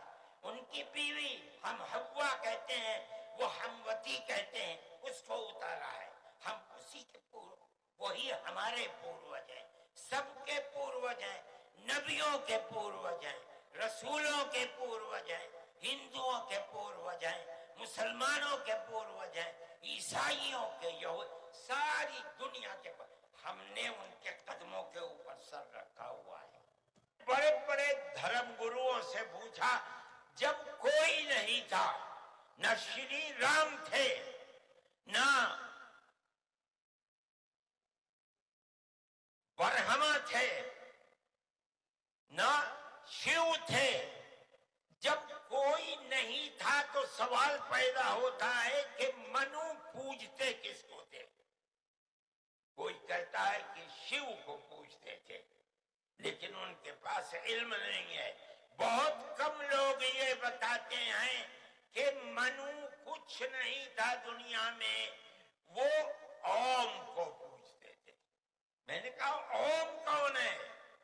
बहुत से लोगों ने कहा कि वो एक हवा है जिनका कोई रूप नहीं है, कोई रंग नहीं है, वो दुनिया में हर जगह है, हवा हर जगह है। उन्होंने आसमान बनाया, उन्होंने जमीन। मैंने कहा कि अरे बाबा, इन्हीं को तो हम अल्लाह कहते हैं, इन्हीं को तो तुम ईश्वर कहते हो, इसी को तो हम अल्लाह कहते हैं। फारसी बोलने वाले खुदा कहते हैं, अंग्रेजी बोलने वाले गॉड कहते हैं। इसका मतलब ये है कि मनु एक अल्लाह, मनु यानी आदम, एक ओम यानी एक अल्लाह को पूछते थे। इनकी जैसे टोपी टेढ़ी है ना, दिमाग भी टेढ़ा हो गया है, और ऐसे बुढ़ापों में तकरीर नहीं करना चाहिए, वैसे दिमाग सटिया जाता है, और देवबंदी होने की बुनियाद पर और ज्यादा सटिया गया। कहते हैं कि मैंने बड़े बड़े ऋषि मुनियों से पूछा कि सबसे पहले मनु को पैदा किया किसने पैदा किया? जब ओम नहीं था, ये नहीं थे, वो नहीं थे, वो ब्रह्मा नहीं था, राम नहीं थे, कृष्ण नहीं थे, फुला नहीं थे, फुला नहीं थे, किन किन के नाम लिया। जब कोई नहीं था तो कौन था? तो बोले मनु था, उसको हम आदम कहते हैं। इसको हिंदुओं ने भी एक्सेप्ट नहीं किया और गालियां बकनी शुरू कर दी, पागल हो गया बुड्ढे को। अरे भाई, मनु का उनका कुछ और तस्वुर है, हमारे आदम अलैहिस्सलाम का लेके और तस्वुर है। इस बेवकूफ ने उनके घर की किताबें पढ़ी होती, मनु की पैदाइश कैसे हुई मालूम है? आप हंसोगे यार। और बाखुदा मेरा किसी मजहब का मजाक उड़ाना मकसूद नहीं। इनकी किताबों में, मेरे पास ओरिजिनल किताब है मनुस्मृति, वही ऋषि मनु ने लिखी है, जो वही मनु जिसको आदम बता रहे, ये उसी की लिखी हुई मनुस्मृति। उसमें मनु ने खुद लिखा कि सबसे पहले एक अंडा था, अंडे में ब्रह्मा पैदा हुए, अंडा फूटा, एक छिलके से आसमान बना, एक छिलके से जमीन बनी, और वो जो सफेदी थी जो उसके अंदर, वो क्या बोलते, पीला बोलते हमारे यहाँ, तो जर्दी, जर्दी से कौन बनेगा? ब्रह्मा पैदा हुआ। फिर ब्रह्मा की नाव से मनु पैदा हुआ। मुझे बताइए, क्या आदम की तख्लीक के बारे में यही तस्वुर है हमारे? क्या कुरान ने यही कहा? कुरान तो कहता आदम को हमने मिट्टी से पैदा किया। खुदा किसी से पैदा नहीं हुआ, लम यलिद वलम। यहाँ तो मनुस्मृति में मनु खुद लिख रहा है कि ईश्वर पैदा हुआ, अंडे में से निकला। तो हमारा खुदा तो अंडों में से नहीं निकला। कहां से मनु और अल्लाह एक आ गए, मनु और आदम एक आ गए? फिर अल्लाह और ओम एक ही है, तो मनु किसको पूछते थे? तो कहने लगे जनाब ओम को पूछते थे। अच्छा, तो हमने कहा ओम क्या है? तो हिंदुओं ने कहा कि भाई ओम एक हवा है। आप खुदा को हवा मानते हैं? ये हवा चल रही है तो क्या खुदा चल रहा फिर रहा है? इस सटियाई में बुड्ढे की सटियाई भी बातें। अल्लाह एक हवा है, ओम हवा है। हमने कहा अरे बाबा, उसी को तो हम अल्लाह कहते हैं, तो ओम को हम अल्लाह कहते हैं। तो अगर अल्लाह और ओम एक ही है तो बेटा कल से मस्जिद में ओम नमः शिवाय का वजीफा शुरू कर दो। तो ये रसूलुल्लाह को नहीं मानने को तैयार, असल पैगंबर आदम को मानने के लिए तैयार नहीं। आदम को छोड़ के ओम को ढूंढ रहे, खुदा को रब को छोड़कर ये ओम को ढूंढ रहे हैं, आदम को छोड़ के मनु को ढूंढ रहे हैं। और याद रखिए, अगर मनुस्मृति आप पढ़ोगे, आज उस किताब पे बैन करने को लेकर एसटी समाज के लोग आंदोलन चला रहे हैं। उसी किताब को डॉक्टर आम्बेडकर ने चला दिया। क्यों? उस किताब में इतनी ऐसी ऐसी बातें लिखी है जो आप हजम नहीं कर पाओ। शूद्र और ब्राह्मण के नाम से ऐसी ऐसी बातें कि ब्राह्मण ने अगर किसी शूद्र लड़की से शादी कर लिया तो मनुस्मृति में मनु ने लिखा है कि वो जन्म जन्मांतर तक जो है, कई जन्मों तक वो ब्राह्मण जो है जहन्नम में जलेगा। बताइए क्या ये हमारे इस्लाम की तालीम है? हमारे यहाँ कोई ऊंच नीच नहीं है। सैयद से भी निकाह होता है, गैर सैयद से भी निकाह होता है। हमारे यहाँ निकाह की शर्त ईमान है, हसब और नसब नहीं, खानदान नहीं। मनुस्मृति में मनु ने लिखा कि अगर किसी शूद्र ने, किसी निचली जात वालों ने अगर ग्रंथों के, जो इनके ग्रंथ होते हैं, जो इनके पुराण है, उसके श्लोक को सुन लिया तो पिघला हुआ शीशा उसके कानों में डाल दिया। ये मनु की तालीम है कि आदम अलैहिस्सलाम और हमारे पैगंबरों की तालीम है कि कुरान जो है वो छोटी कौम के लोग ना पढ़े। अरे हमारा मजहब तो इतना प्यारा है कि हमारे यहाँ कौम और कौमियत को नहीं देखा गया, लियाकत और इल्म को देखा गया, काबिलियत को देखा गया। वक्त का सैयद ज़ादा हो, आले रसूल हो, लेकिन अगर एक इमाम अंसारी बिरादरी का हो, मंसूरी बिरादरी का हो, किसी भी बिरादरी का हो, मगर आलिम है, इल्म है, तो वक्त का सैयद उसके पीछे नमाज पढ़ता है और ये नियत करके कहता है पीछे इस इमाम की। हमारे यहाँ मेरिट की बुनियाद पर जो है आदमी की अहमियत है, खानदान की बुनियाद पर नहीं। मगर मनुस्मृति तो ये कहती है जो ओम की तालीम है, एक मनु ऋषि की तालीम है, और ये मनु को आदम बता रहे थे। चलो बड़े मियाँ तो ओम ओम तक रुक गए, मनु तक रुक गए। एक और सरफिर है जमयतुल उलमा के सदर यूपी के, इलियास नाम है इसका, मौलवी मुफ्ती इलियास। ये जाहिल ने क्या बयान दिया था, जरा सुनिए। इंडिया टीवी और तमाम चैनलों पे चला था, इनकी भी जरा गुफ्तगू सुन लीजिए। उलेमा के मुफ्ती मोहम्मद इलियास ने एक हैरान करने वाला बयान दिया है। अयोध्या में मोहम्मद इलियास ने कहा कि भगवान शंकर मुस्लिमों के पहले पैगंबर हैं और इस बात को मानने में मुसलमानों को कोई गुरेज नहीं है। जमात उलेमा 27 फरवरी को बलरामपुर में कौमी एकता का कार्यक्रम करने जा रहा है और इसी कार्यक्रम में अयोध्या के साधु संतों को भी आमंत्रित करने के लिए एक प्रतिनिधिमंडल फैजाबाद आया, जहां मुफ्ती इलियास ने ये बयान दिया। वो समझते हैं कि हमारा धर्म जो है वो मक्के मदीने से आया है, गलत है ये। हमारे धर्म की शुरुआत यहीं हिंदुस्तान से हुई है। शंकर जी लंका में आए थे, वो हमारे धर्म के इस्लाम धर्म के सबसे पहले प्रॉफिट हैं, वो हिंदुस्तान में आए थे। ये हमारा जन्मभूमि भी है, हमारा धर्म भूमि भी है, इसलिए हमको उससे प्यार है। सारे जहां से अच्छा है दोस्ता हमारा, हर मानव जो है हमारा भाई है। शंकर और पार्वती अभी बहुत दूर हो, शंकर और पार्वती, हाँ शंकर जी हमारे बाप हैं, शंकर कहिए, चाहे उनको आदम कहिए, चाहे मनु कहिए, लेकिन ये वास्तविकता है और इसको दृढ़ विश्वास से कहा जा सकता है। इस पर शब्दों में कह रहा हूँ मैं कि इसमें कोई शंका नहीं है और कोई शंका नहीं कर सकता है कि एक नर और नारी से मानव मात्र को ईश्वर ने पैदा किया है। ये वास्तविक आधार हमारे दिनों से निकल गए हैं, कार्बन आ गया है, उसको साफ करना पड़ेगा और दिलो दिमाग पर इसको बिठाना पड़ेगा, जब ये कौमी एकता कायम होगी। कार्बन आ गया इनके दिमाग पर, कार्बन हो कालक आ गई है, कालक को कार्बन बोलते, कालक आ गई है इनके दिमाग पे। हमारे पहले प्रॉफिट कौन है, बोलो यार, उसने बोला ना, उसकी जुमले पूछ रहा हूं मैं। हमारे पहले प्रॉफिट कौन है, शंकर। एक मनु बोल रहा था ये दूसरे शंकर वाले पैदा हो गए बाबा। यानी ये कौन से मुसलमान है, मैं नहीं समझ पा रहा। अगर जब शंकरी हमारे पहले नबी है तो फिर तबलीग के लिए इस्लाम यहाँ लाया आया ही क्यों? गरीब नवाज फिर तबलीग किस पे कर रहे थे, वो भी तो नबी कुछ मान रहे थे ना। फिर पहले प्रॉफिट हमारे शंकर है, पार्वती हमारी अम्मी जान है, शंकर हमारे अब्बा जान है, तो गणपति हमारे भाई हो गए। समझ रहे, वही हुआ ना, रिश्ते नाते तो ऐसे जो होंगे ना। शंकर तो आज तक, मैं जिम्मेदारी से कह रहा हूं, आज तक किसी सुन्नी आलिम या किसी भी आलिम की किताब में आपने सुना मनु अलैहिस्सलाम, शंकर अलैहिस्सलाम? नहीं। अरे भाई जब नबी है तो अलैहिस्सलाम क्यों नहीं बोलते? कुरान में इनका जिक्र है कहीं? किसी आलिम की किताब में है? किसी बुजुर्ग ने, किसी बड़े रहनुमा ने, क्या अल्लाह के नबी की किसी हदीस में है कि शंकर भी खुद जो है वो क्या कहना चाहिए पैगंबर है, मनु भी पैगंबर है? कहां से ले आए तुम ये उठाकर, कहां से लाए? तो बहरहाल ये शंकर को मानने वाले अब ये भी पीछे नहीं रहे जनाब, इनको सुन लीजिए। इसीलिए वेद अगर खुदा की किताब थी उस वक्त के लिए थी, उन लोग के लिए थी। सबसे पहली बात, क्या वेद खुदा की किताब है? कितनी किताबें आसमानी हैं? मैंने बताया इब्तिदा में, पहला तौरेत, ज़बूर, इंजील और वेद। अगर खुदा की किताब थी तो उन लोगों के लिए थी। तो जाहिल पागल डॉक्टर से कोई क्या कहे कि अगर वेद खुदा की किताब थी तो भी 4 नहीं हुई, ज्यादा हो गई, फिर 8 होनी चाहिए। इसलिए उनका विचार है यजुर्वेद, सामवेद, अथर्ववेद, ऋग्वेद, तो फिर 8 आसमानी किताबें होनी चाहिए, 4 क्यों कहते हो तुम? इनके नजदीक वेद जो है वो भी खुदा की किताब है।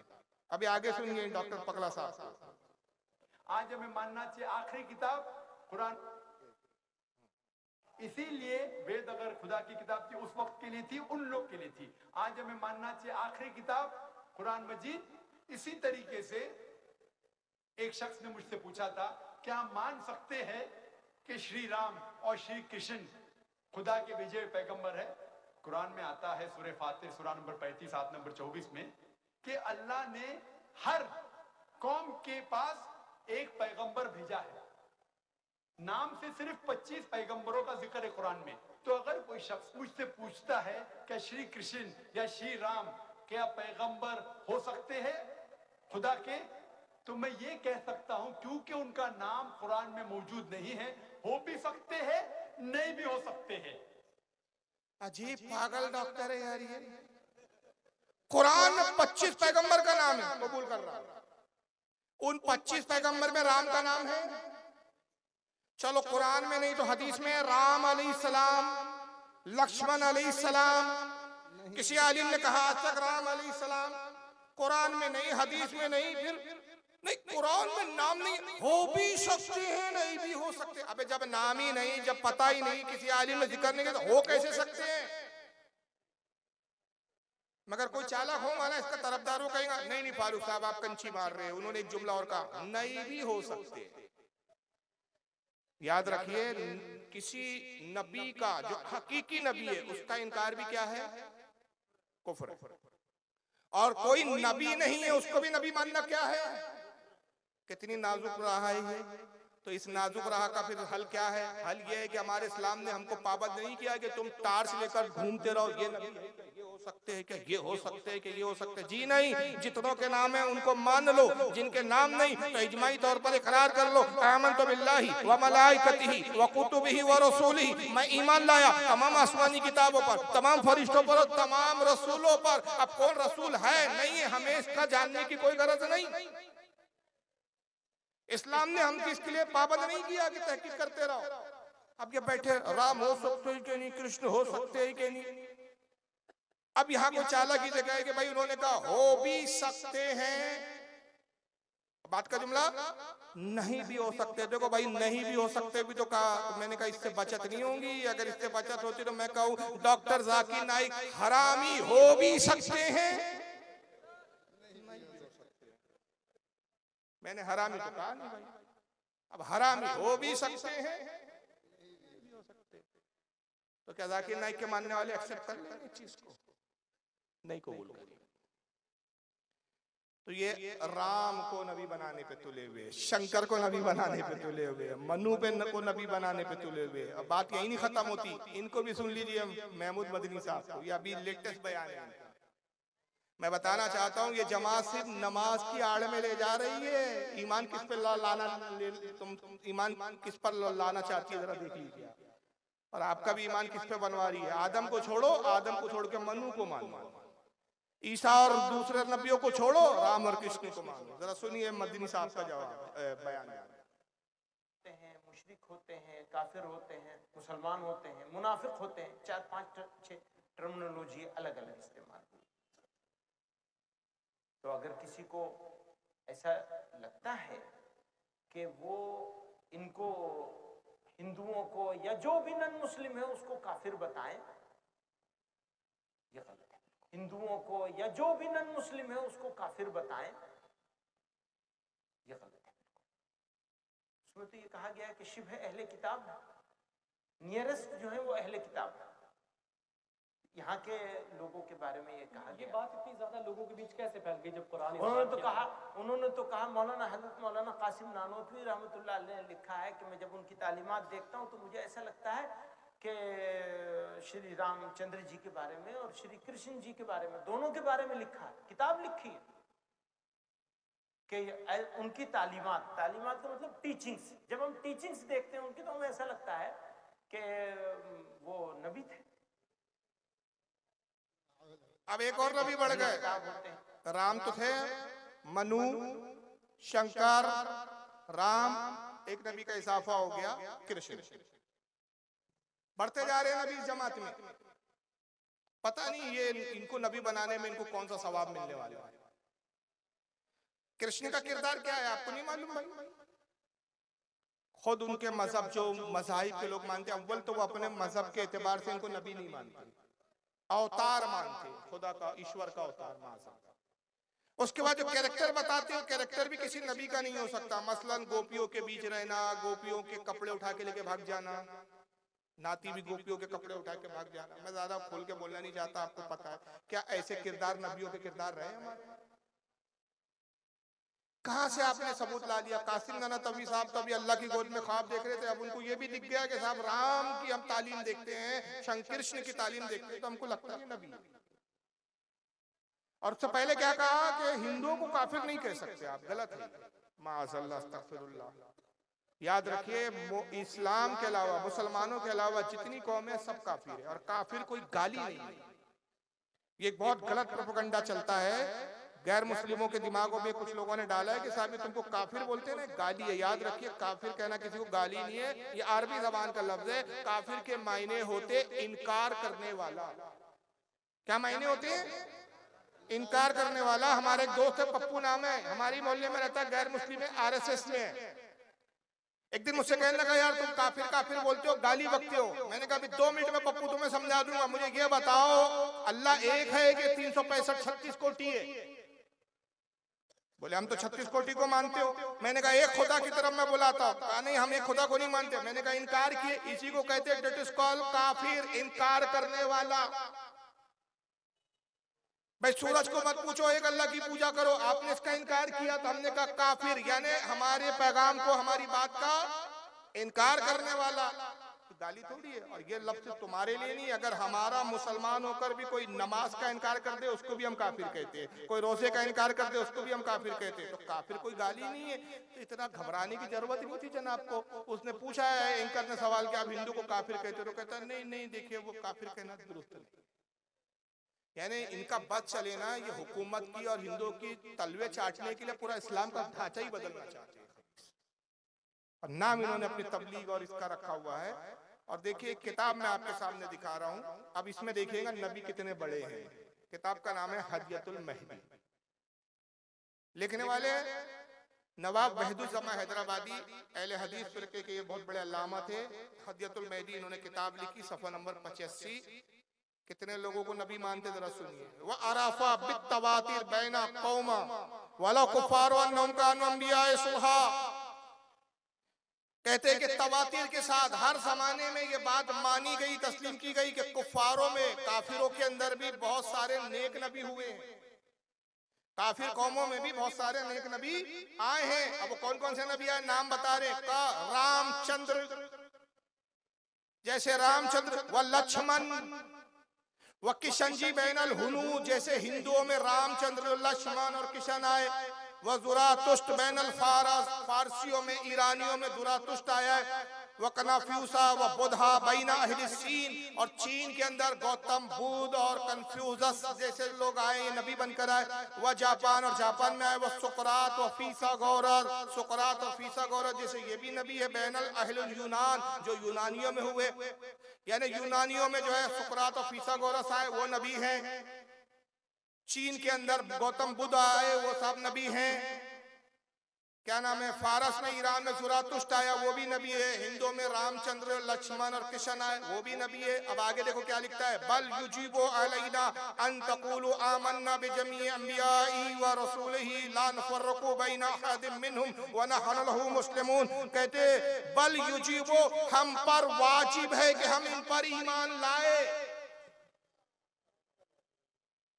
बल युजीबो, हम पर वाजिब है कि इन सारे पैगंबरों पर ईमान लाए। राम पर ईमान लाए, लक्ष्मण पर ईमान लाए, कृष्ण पर ईमान लाए, जुरातुष पर ईमान लाए, कनाफ्यूस पर ईमान लाए, सुकरात पर ईमान लाए, फीसागोरस पर ईमान लाए, सब पे लाए ईमान। और कैसे लाए, अन तक़ूल, और हम ये कहें इकरार करें, आमन्ना बिजमीइ अंबियाई व रसूलिही, इन तमाम अंबिया रसूलों पर हमारा ईमान है।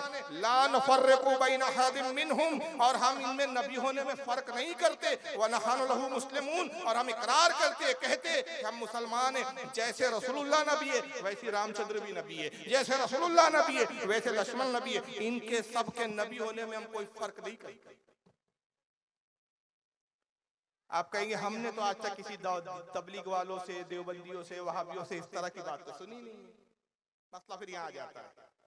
भाई हम तो जब भी जमात में गए तो हमको नमाज की बात बोली गई। याद रखिए, हाथी के दांत दिखाने के और खाने के और आपसे नहीं कहा, आप तो टीवी पे बोल रहे हैं ना बैठ के। अभी तो मैंने बोलते हुए वीडियो दिखा दिया आपको। अब भी क्या शक रह गया आपको? और मैंने बताया शरीयत का कानून क्या है कि अगर कोई नबी नहीं है उसको आपने नबी मान लिया तो क्या हुए, तो राम को नबी मानने से पहले साबित करना पड़ेगा कि राम नबी है। तो कौन सी हदीस में जिक्र है, कुरान की कौन सी आयत में जिक्र है, कौन से मुस्तरद इमाम ने लिखा, किसने आलिम ने लिखा। और जब ये साबित नहीं, तो अगर कोई राम को नबी कहे और कहे राम अलैहिस्सलाम, तो मुसलमान रहेगा कि काफिर हो जाएगा? तो आपके ईमानों से खेल रहे हैं और ये बहुत बड़ी साजिश है। ये एक्चुअल में हिंदू नवाज है। ये हर दौर में जैसा माहौल रहा, ये उस माहौल के एतबार से चापलूस है। यही वजह है कि इनको हिंदू रस्म रिवाज से मोहब्बत, ये पंडितों में बैठे रहते हैं, ये हिंदुओं की तारीफ करते हैं। यूपी में बांदा करके एक इलाका, बांदा जिला, सुना है आपने? ये बोलिए यार, जिला बांदा सुना है ना यूपी में? मैं खुद वहां गया हूं, कट्टर वहाबियों का इलाका है। और वही मुझे ये वीडियो मिली, एक रिपोर्टर ने लाकर मुझे वीडियो दी। बांदा में एक इनका बहुत बड़ा मदरसा है, दारुल उलूम देवबंद सहारनपुर के बाद जो सबसे बड़ा मदरसा हिंदुस्तान में इनके माना जाता है, नदवतुल उलमा के बाद तीसरे नंबर का, वो बांदा जिला में, जिसका नाम है जामिया अरबिया। उसका बानी है सिद्दीक, हाफिज सिद्दीक करके, जिसको वली मानते, उसकी कब्र भी बना रखी है वहां। और उसके 2 बेटे हैं जो उस मदरसे को चलाते हैं। आपको हैरत होगी कि ये वही देवबंदी जो इतना बड़ा इदारा मदरसा चला रहे हैं वहां पर, ये हर साल दिवाली का जश्न मनाते हैं मदरसे के अंदर। क्या मनाते हैं? मिलादुन नबी मनाना इनके नजदीक शिर्क है, कुफ्र है। शब बारात मनाना इनका नाजायज है। शब कद्र में रात भर जाग के इबादत करना इनका नाजायज है। नबी के नाम पर जुलूस निकाल लो तो बिद्दत के फतवे लगते हैं। मगर दिवाली के दिन ये जश्न मनाते हैं। और जश्न कैसा होता है? आसपास के सारे हिंदू मदरसे में आते हैं, उस मदरसे में जहाँ काला रसूलुल्लाह और काला अल्लाह के नगमे गूंजना चाहिए, जहाँ अल्लाह रसूल का दर्स होता है किताबों का, वहां आते ढोल बाजों को साथ नाचते हैं, गाते हैं। और ये बेगैरत सारे मौलवी मुल्ला, उनकी औरतें छतों पे से और मदरसे के हाथों में उनको नचाकर देखते हैं उनका नाच। और बाकायदा 5-5 हजार और उनको 10-10 हजार के नोटों से इनाम दिया जाता है। जबानी जमा खर्च नहीं कर रहा हूँ, वीडियो देख लो। ये है मदरसा, बाहर का मंजर है ये मदरसे का। सारे तलबा, वो भीड़ लगी है, पूरे तलबा छतों पे खड़े हुए। जिला बांदा यूपी का इलाका, ये हथौड़ा नाम है जहां ये मदरसा है। क्या नाम है वहां का? हथौड़ा। देखे जरा,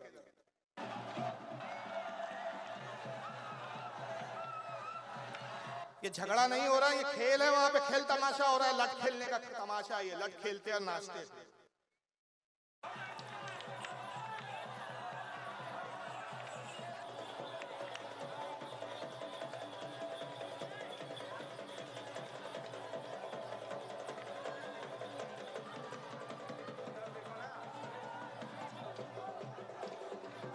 ये है मौलवी हबीब, मौलवी नजीब, ये दोनों भाई भाई हैं। कारी सिद्दीक के बेटे हैं ये। शील्ड वगैरह ये इनाम लेके खड़े हुए। नाचने वाले रक्कासाओं को, नाचने वालों को इनाम दे रहे हैं। ये सब तमाशा कहाँ हो रहा है? दीनी मदरसे में हो रहा है। ये सब जायज है इनके। सुन्नियों की सारी चीजें इनको बिदअत और खुराफात में करा।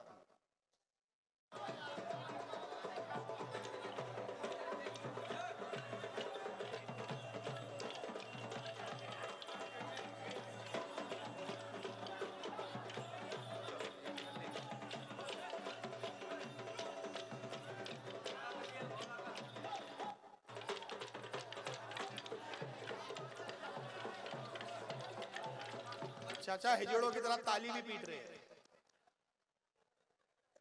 चाचा को कितना मजा आ रहा है, देख रहे हैं आप? मौलवी है ये, मुफ्ती है ये, सब जायज है इनके लिए। काला धब्बा क्या हो गया?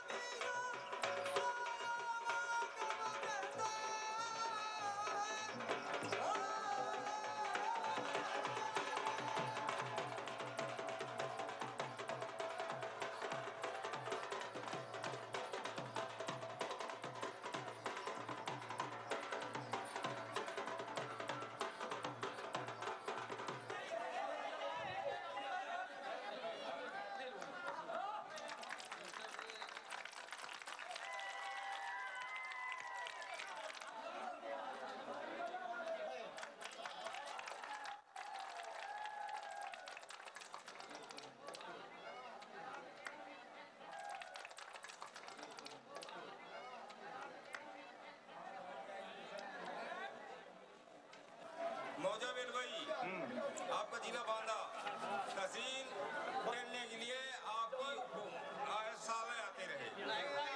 हम आए हसवदा, मान लिया आज हम कल तो करते थे क्या, मान लिया हम 5,000 रुपए पाया।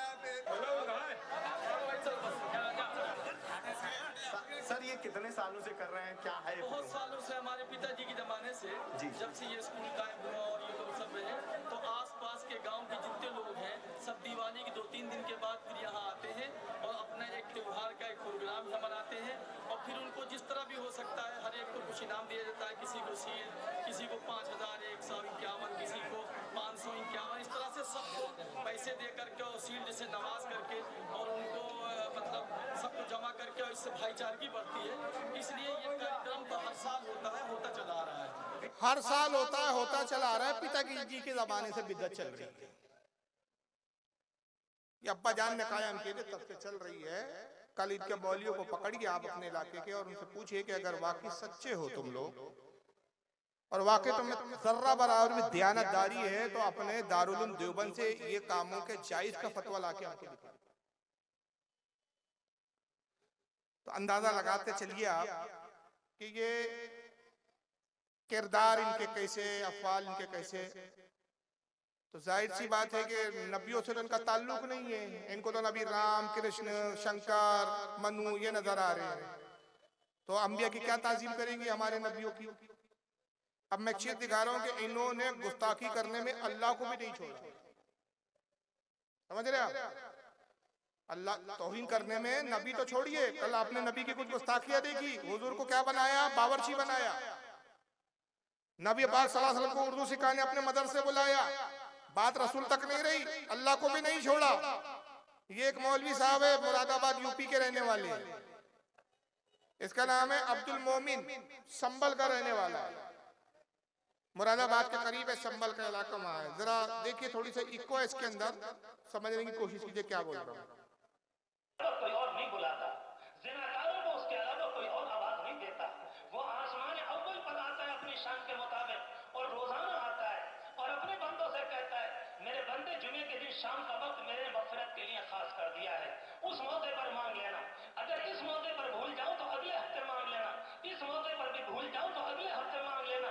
अगर ऐसा भी ना हो, रात में तहज्जुद के मौके पर मैं बड़ा करीब आ जाता हूं और मैं खुद आवाज लगाता हूं, हल मिन मुस्तग़फ़िर, है कोई जो अपने करतूत का हमसे माफी का लेने वाला हो और हमसे अपने गुनाहों की माफी कराने वाला हो। आवाज थोड़ी गूंज रही थी, समझ में नहीं आई, मैं दोहराता हूँ। उसके बाद जब सुनेंगे मेरे अल्फाज सुनने के बाद तो आवाज भी समझ में आएगी। शराबी को उसके अलावा कोई नहीं बुलाता। किसके अलावा? अल्लाह के अलावा। जिनाकारों को उसके अलावा कोई आवाज नहीं देता। वो रोजाना आसमान अव्वल पर आता है और अपने बंदों से कहता है, मेरे बंदो, मैंने तौबा के लिए जुमे का दिन शाम का वक्त मुकर्रर कर रखा है। अल्लाह ने कौन सा टाइम रखा है? बोलो यार। जुमे का दिन शाम का वक्त, मतलब ये खुदा नहीं हुआ कोई डॉक्टर है जिसने दवा खाना खोल रखा है और बाहर नेम प्लेट लगा रही है मिलने का समय। जबकि हमारा ये अकीदा नहीं। हमारा अकीदा है कि रब को जब भी पुकारो, हमारा रब परवरदिगार हमारी पुकारों को सुनता है। उसकी शान ये है कि वो अपने बंदों की सुनता है, अपने बंदों के हालात से बाखबर है। लेकिन ये कहते नहीं, अल्लाह के लिए भी मिलने का एक टाइमिंग है। अल्लाह कहता है जुमे का दिन शाम का वक्त, दोपहर में मत आना, मैं मिलूंगा नहीं। सुबह भी मेरी मुलाकात नहीं होगी। चलिए यहाँ तक तो बात रह गई। अब आगे बढ़ के कहता है, अल्लाह कहता है कि जुमे के दिन शाम के वक्त मुझसे मांगना, अगर उस दिन मैं भूल जाऊं तो अगले हफ्ते मांगना। अरे यार, आपके समझ में आ रही है कि नहीं? आपस में बातों करने में लगे हुए हैं। क्या माहौल है यार। अरे मोबाइल जो बना रहा बनाने दीजिए ना। कोई कैमरे तो इतने सारे चल ही रहे हैं, वहां बिना आवाज करके भी आप अपना काम कर सकते हैं ना। डिस्टर्ब होता है इससे। अल्लाह क्या कह रहा है? अगर मैं उस वक्त भूल जाऊं तो अगले हफ्ते मांग लेना। अगर अगले हफ्ते भूल जाऊं तो उसके बाद वाले हफ्ते मांग लेना।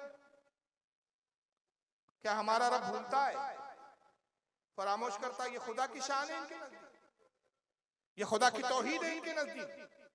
जो माज़ अल्लाह खुदा को भूलने वाला ठहरा है वो मुसलमान कहां से, कैसे मुसलमान है ये? और अगर फिर भी ना मैं दूं तो मैं शाम के वक्त तहज्जुद के वक्त बहुत करीब आ जाता हूं, उस वक्त मांग लेना। ये मैंने जुमले दोहरा दिए, अब आप सुनोगे तो इसके जुमले सारे समझ में आएंगे, रोक रोक कर भी मैं सुनाता जाऊंगा। शराबी को उसके अलावा कोई और नहीं बुलाता, जिनाकारों को उसके अलावा कोई और आवाज नहीं देता,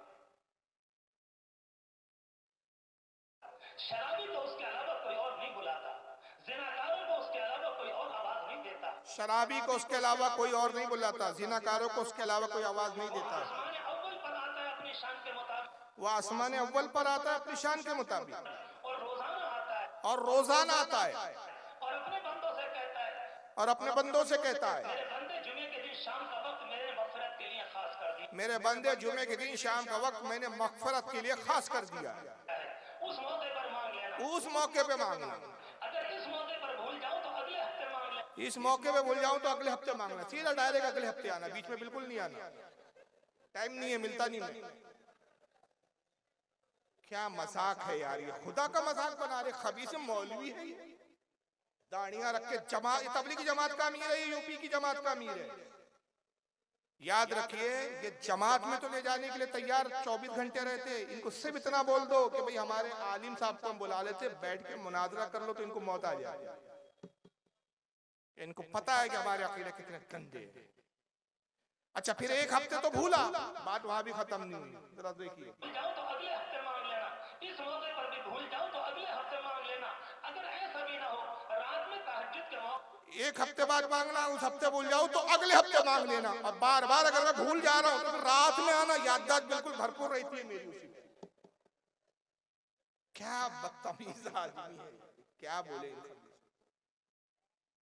तौहीन है कि नहीं अपने रब की? यार हमारे रब की शान ऐसी नहीं है बाखुदा। मेरे रब की शान कैसी है पता?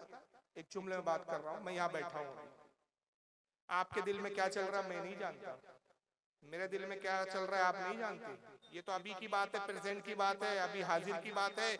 अगर अल्लाह ने उम्र दी आपको और हमें, 20 साल बाद 30 साल बाद मैं कहाँ रहूंगा, किस जगह बैठूंगा और किस वक्त किस लम्हे उस वक्त मेरे दिल में क्या ख्याल आएगा मैं नहीं जानता, मेरा रब जानता है।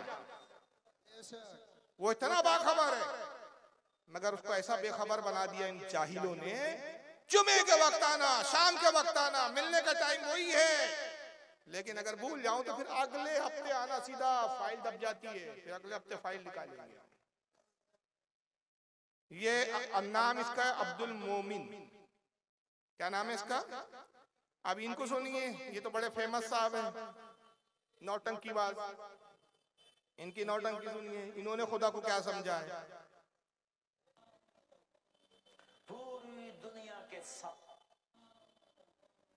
पूरी दुनिया के 700 करोड़ इंसानों से जिस मोहब्बत का अल्लाह ने इजहार किया है इस एक लफ्ज में, या अय्युहल इंसान, ये मुझे यूं लगता है जैसे अल्लाह जमीन पर उतर आया हो और एक एक के कंधे पकड़ के कह रहा हो, क्या कर रहे हो, क्या कर रहे हो, या अय्युहल इंसान, ओ मेरा बंदा, मैं तो तेरा रब था, तूने मुझे क्यों छोड़ दिया। शायद पल्ले कुछ पड़ा नहीं, जब तक समझाओ नहीं तो समझ भी नहीं आता। इन मनुष्यों की बातों को पकड़ना भी एक हुनर है, इसलिए हमारी अवाम इनकी नमाज देखती है। हम कहते हैं ये आपकी फील्ड नहीं है, सांप का मंत्र वही जानता है जो सपेरा होता है। सबकी लाइन अलग अलग है, इसलिए अपने उलमा पे भरोसा करना सीखो, खुद के फैसले मत किया करो। पूरी दुनिया के 700 करोड़ इंसानों से अल्लाह मुखातिब होकर कहता है, या अय्युहल इंसान, मुझे यूं महसूस होता है अल्लाह जमीन पर उतर आया। कभी रसूल ने कहा अल्लाह जमीन पर उतर आता है? किसी पैगंबर ने कहा अल्लाह जमीन पर आता है? अल्लाह आता है, जाता है, अगर जमीन पर है तो आसमान में नहीं, आसमान में है तो जमीन पर नहीं। हमारा अकीदा यह है कि अल्लाह जगह से पाक, सिमतों से पाक, हुदूदों से पाक, लिमिट से पाक। जब जगह नहीं थी तब भी वो मौजूद था, और जब सारी दुनिया और कायनात को फना कर देगा तब भी वो मौजूद रहेगा। जमीन पर आया, चलो जमीन पर आया, यहां तक नहीं रुके तारिक जमील साहब। ये मौलवी है, जाहिल होते, एक नंबर के जाहिल होते, सिर्फ रो रो के नौटंकी करके पब्लिक को उल्लू बनाने बैठ जाते हैं। अल्लाह जमीन पर उतर आया और एक एक के कंधे पकड़ के कह रहा है, क्या कर रहे हो? कंधे पकड़ के कह रहा है। अबू जहल के कंधे पकड़ा नहीं कभी अल्लाह ने, ए अबू जहल क्या कर रहा है? अबू लहब के नहीं कंधे पकड़ा। फिरौन और नमरूद ने खुदाई दावे किए, कभी अल्लाह ने उनके कंधे नहीं पकड़ा। ये तारिक जमील के कंधे पकड़ लिया, क्या कर रहे हो? कि तौहीन है खुदा की। और फिर उसके बाद मजाक क्या करते हैं? अल्लाह कहता है, ओ मेरा बंदा, मैं तो तेरा रब था, तूने मुझे क्यों भूल छोड़ दिया? यानी अल्लाह को पता ही नहीं क्यों छोड़ा। पूछ रहा है अल्लाह, क्यों छोड़ दिया? बता भाई क्या हो गया, क्या प्रॉब्लम है, क्या तकलीफ है, क्यों छोड़ दिया? तू तो मेरा बंदा।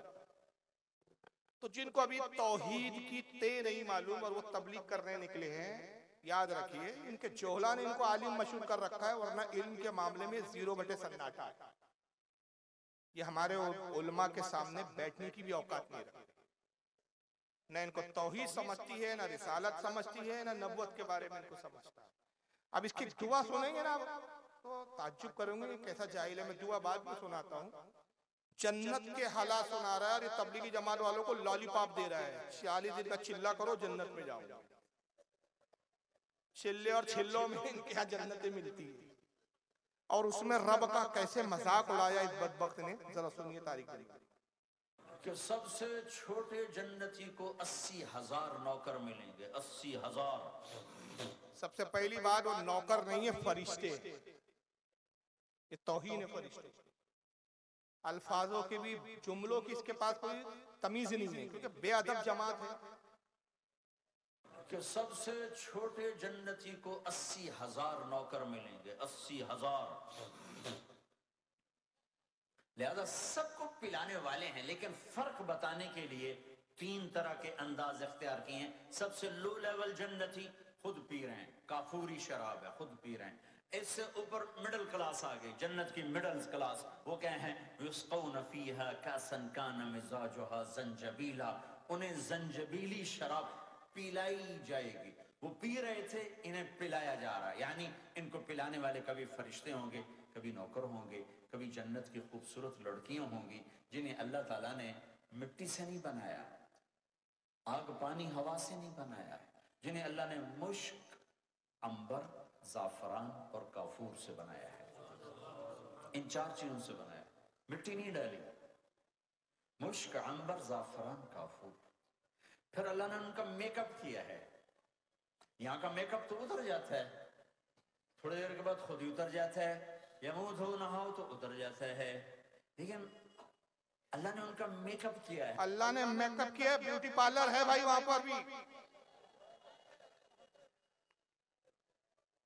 ये खुदा को जाना है इन्होंने कि हूरों को मुश्क, अंबर, काफूर से पैदा किया और उसके बाद भी मेकअप किया। अरे जाहिल बेवकूफ आदमी, अल्लाह को मेकअप करने की जरूरत नहीं। उसकी शान ये है, कुरान में फरमाता है कुन फयकून, हो जा, वो चीज हो जाती है। ये कुरान ही नहीं पढ़े हुए। अल्लाह ने मेकअप किया है। यहाँ का मेकअप तो उतर जाता है, पाउडर लिपस्टिक लगाओ, मुंह धो, हाओ नहाओ तो वहां का बिल्कुल परमानेंट मेकअप है। अब मेकअप कैसे किया वो सुनिए तारिक जमील की ज़बान। अपने चेहरे के नूर में से उनके चेहरों पर नूर डाला है। अपने चेहरे के नूर में से उनके चेहरों पर नूर डाला है। अपने चेहरे, अल्लाह का चेहरा। पहले तो यहीं रुक जाए कि क्या अल्लाह का चेहरा है? नहीं, किसी ने आज तक बताया अल्लाह का चेहरा है? चेहरा है तो फिर नाक है, होठ है, आंखें हैं, कान है, रुखसार है, गाल है, पेशानी है, फिर है कैसे? अल्लाह का चेहरा है। फिर चेहरे से क्या किया उसने? अपने चेहरे से अपना नूर हूरों पे डाला। तो माज़अल्लाह अल्लाह के नूर में तो फिर कमी आ गई, नक्स आ गया। ये तो अकीदा हमारा नबी के बारे में भी नहीं है। हम कहते हैं हुजूर सल्लल्लाहु अलैहि वसल्लम को अल्लाह ने नूर से पैदा किया, तो हम ये नहीं मानते कि अल्लाह के नूर का टुकड़ा टूटा और उससे रसूल बने। हज़रत इमाम ज़ुरकानी हो, इमाम अब्दुर्रहमान जो है इमाम अब्दुर्रहमान जो इब्न अब्दुर्रहमान जौज़ी हो, आला हजरत हो, बड़े बड़े मुहद्दिसीन आला हज़रत से लेकर पूरे ऊपर तक चले जाए, सारे उलमा और अकाबिर मुहद्दिसीन ने लिखा कि अगर कोई ये अकीदा रखे कि हुजूर नूर से जो बने, अल्लाह ने अपने नूर के टुकड़े से हुजूर को बनाया, वो काफिर है। इसलिए कि अल्लाह के नूर का कोई जुज नहीं है, टुकड़ा नहीं है, हिस्सा नहीं है। उसका नूर टूटे, टुकड़ा हो जाए, जुज बन जाए, इन ऐबों से वो पाक है। लेकिन तारिक जमील साहब कह रहे हैं नहीं, अल्लाह ने हूरों का जो मेकअप किया, अपने चेहरे का नूर उनके चेहरों पर। चलिए अब आगे बढ़िए।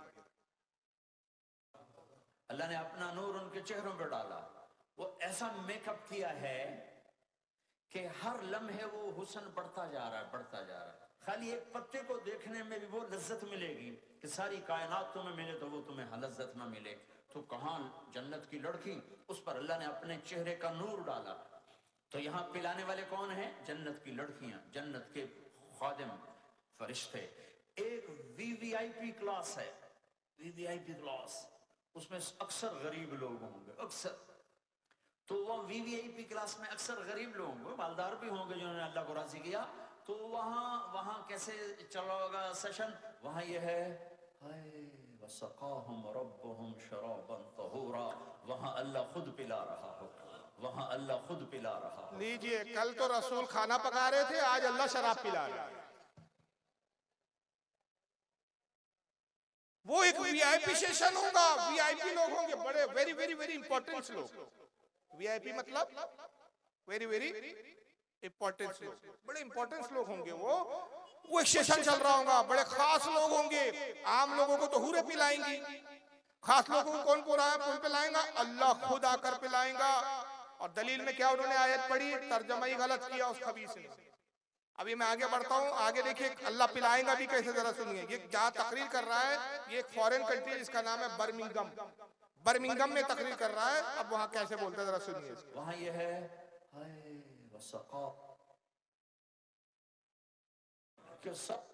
तो यहाँ पिलाने वाले को, उसमें अक्सर गरीब लोग होंगे, अक्सर।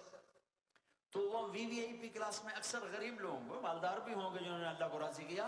तो वहां कैसे चलेगा सेशन? वहां ये है, वसक़ाहुम रब्बुहुम शराबन तहूरा, वहां अल्लाह खुद पिला रहा हो, वहां अल्लाह खुद पिला रहा हो। आओ आओ, तुमने बर्मिंगम में रोका, ये ले मेरे हाथों से ले, ये अपने रब के हाथों से पी, ये ले मेरे हाथों से। ऐसा पिलाएंगे अल्लाह, ले ले ले मेरे हाथ से पी, अपने रब के हाथ से पी। अभी तो आप चेहरे पे चौंक गए थे, अब हाथ भी आ गया। खादिम बन गया, नौकर बन गया। शराब के प्याले हैं, जन्नती बैठे हैं, अल्लाह शराब की प्यालियां और शराब के प्याले लेकर आ रहा है हाथों में लिए हुए, ले ले ले मेरे हाथ से पी। बर्मिंघम में नहीं पिया था तूने, आज पी ले मेरे हाथ से, खुदा के हाथ है। वसक़ाहुम रब्बुहुम शराबन तहूरा, ये कुरान की आयत है, जिससे इसने इस्तेदलाल किया। इस खबीस से पूछे कि ये कुरान की आयत का ये अरबी जबान के कौन से लफ्ज का तर्जुमा तूने हाथ किया, जरा हमें भी तो बता। तो मौलवी है, बेवकूफ बना रहा है कौन को? क्या तुझे ही अरबी आती? दुनिया में अरबी बोलने और समझने वाले खत्म हो गए। मैं एक एक लफ्ज का तर्जुमा बताता हूँ, कोई लफ्ज ऐसा नहीं जिसका तर्जुमा ये बने कि अल्लाह अपने हाथ से पिलाएंगा और कहेंगे ले ले ले अपने हाथ से पी। कोई तर्जुमा नहीं बनता। वसक़ाहुम, और पिलाएंगा उन्हें, रब्बुहुम, उनका रब, शराबन तहूरा, साफ सुथरी शराब। ये आपके बिहारी का कोई इलाका, मुझे अभी जगह का नाम याद नहीं है, गालिबन पटना की तरफ का इलाका था। ज्यादा थोड़ा गुमान है कि मुजफ्फरपुर में शायद जलसा था मेरा। और ऐसे आप लोग बैठे थे, ये वीडियो दिखाया, आज से तकरीबन 8 साल पुरानी बात बता। और फिर मैंने कहा कि भाई किसी को कोई भी सवाल पूछना हो तो पूछ लो। तो कुछ देवबंद के मौलवी बैठे हुए थे जलसे जी, अच्छा, तो कुछ देवबंदी के मौलवी बैठे थे, वो फौरन गए और कुरान उठा के ले आए उतनी देर में। अब वो जब सवाल जवाब हुआ तो उसमें एक मौलवी साहब सामने आए, बोले मैं पूछ सकता हूँ, पहले आप ऐलान कीजिए, कोई हमको मारेगा नहीं, पीटेगा नहीं। मैंने कहा भाई मैं जिम्मेदारी लेता हूँ, तुम पर हाथ उठाने से पहले ये लोग मुझ पे से गुजर के जाए। मैंने भाई कोई नहीं मारेगा, जो बात करना चाहते कर, माइक दीजिए। उनको माइक दे दिया गया, उन्होंने कुरान खोला, कहा देखो साहब वो आला हजरत का जो तर्जुमा है, आला हजरत ने भी तर्जुमा यही किया है। आला अब उसने आलत का तर्जुमा सुना है, वसक़ाहुम रब्बुहुम शराबन तहूरा। अब आलत का तर्जुमा क्या है? पिलाएंगा उन्हें उनका रब साफ सुथरी शराब। बोले मौलाना अहमद रजा भी तो यही तर्जुमा कर रहे हैं कि उन्हें उनका रब पिलाएंगा। तो बोले फिर अगर रब पिलाएंगा तो किस चीज से पिलाएंगा? हाथ से तो पिलाएंगा। मैंने कहा कहां से अक्ल ले आते हो यार तुम लोग? अब मिसाल के तौर पे मैंने वही मिसाल दी, मैंने कहा अगर मैं ये कहूं कि आप मेरे घर तशरीफ लाइए, आज रात का खाना मैं आपको खिलाऊंगा, तो आप जैसा बेवकूफ आके बैठ जाएंगे और कहेंगे खिला अपने हाथ से, तूने बोला कि आज रात का खाना मैं खिलाऊंगा। इसका मतलब मैं खिलाऊंगा के मतलब थोड़ी कि मैं अपने हाथ से खिलाऊंगा। भाई खाने का इंतजाम मैं करूंगा, इंतजाम मेरा होगा, खाना मेरा होगा, खाना तो आपको आपके ही हाथ से पड़ेगा। भाई अगर मौलाना मोतीउर रहमान साहब मुझसे कहे फारूक साहब आज रात आप तशरीफ लाइए, आज रात का खाना मैं आपको खिलाऊंगा, तो मैं कहूँ मोतीउर रहमान साहब मौलाना साहब अब आप ही खिलाइए, आपने कहा था। भाई ये मतलब होता क्या इसका? बोलो यार क्या मतलब होता? आज तक किसी ने इसका मतलब दिया? आज आइए आप हमारे यहाँ दावत है, आज का खाना आप हमारे यहाँ खाइए, आप हाथ से खिलाएंगे? हाथ तो तर्जुमा है ही नहीं, अरबी में तो लफ्ज ही नहीं। अरे यानी शराब अल्लाह उन्हें शराब पिलाएगा, उसका मतलब ये है कि वो शराब अल्लाह की होंगी, तखलीक अल्लाह की होंगी, खालिक अल्लाह है, अल्लाह की तरफ से पिलाया जाएगा, लेकिन पिलाने वाला रब नहीं होगा, क्योंकि हमारा रब आने जाने से, खादिम बनने से, खिदमत करने से पाक है। और मैंने कहा पूरे कुरान में आला हज़रत का कंजूल ईमान तो छोड़ो, तुम अपने मुल्ला के तर्जुमे में दिखा दो कि कौन सी आयत के किस तर्जुमे में तुम्हारे कौन से मुल्ला ने तर्जुमा किया कि रब कहेगा ले ले ले अपने रब के हाथ से पी, ये कहा तर्जुमा? तो कमबख्त कुरान में भी तहरीफ करते हैं और इस तरह के लॉलीपॉप देते हैं। अभी बात खत्म नहीं हुई, अभी तो रब पिलाएगा, अब आगे देखो इसकी जाहलत। हाँ अल्लाह खुद पिला रहा हो कि सब शराबन तहूरा, वहां अल्लाह खुद पिला रहा हो, वहां अल्लाह खुद पिला रहा हो।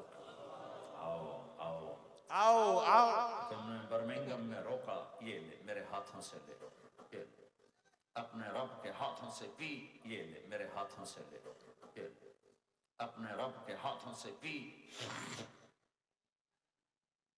अब दोनों का मुकाबला कर लो, कौन सा सौदा लेना है, कौन सा छोड़ना है। जब अपने अपनी जगह सब बैठ जाएंगे तो नौकर आएंगे, सलाम आदाब आदाब तस्लीमात, आदाब आदाब तस्लीमात, सलाम सलाम सलाम सलाम। एक आदमी सलाम करे तो आदमी को खुशी होती है, जब करोड़ों नौकर गुलाम सलाम करेंगे तो उसका एक मजा आएगा।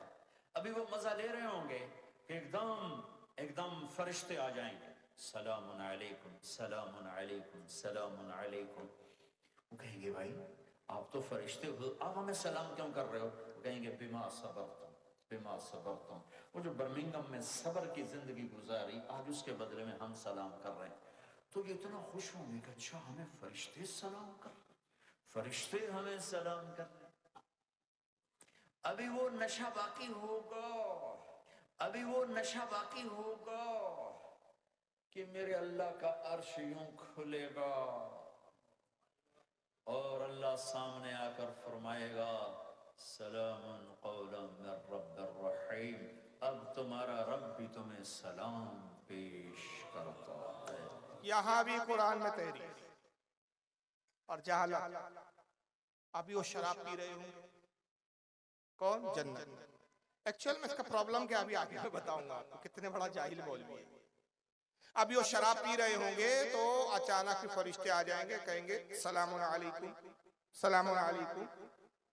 वो बड़े खुश होंगे जन्नती, भाई फरिश्ते हमें सलाम कर रहे हैं, फरिश्ते हमें सलाम कर रहे हैं। कहेंगे भाई क्यों सलाम कर रहे? तो कहेंगे बेमा सबर तुम बेमा सबर तुम दुनिया में जो सब्र की जिंदगी गुजारते थे आज उसका बदला है। ये कहते अभी वो नशा बाकी होगा। कौन सा नशा बाकी होगा? सब बेवड़े बैठे हुए हैं क्या वहां? सब धुन में है, अभी नशा बाकी होगा।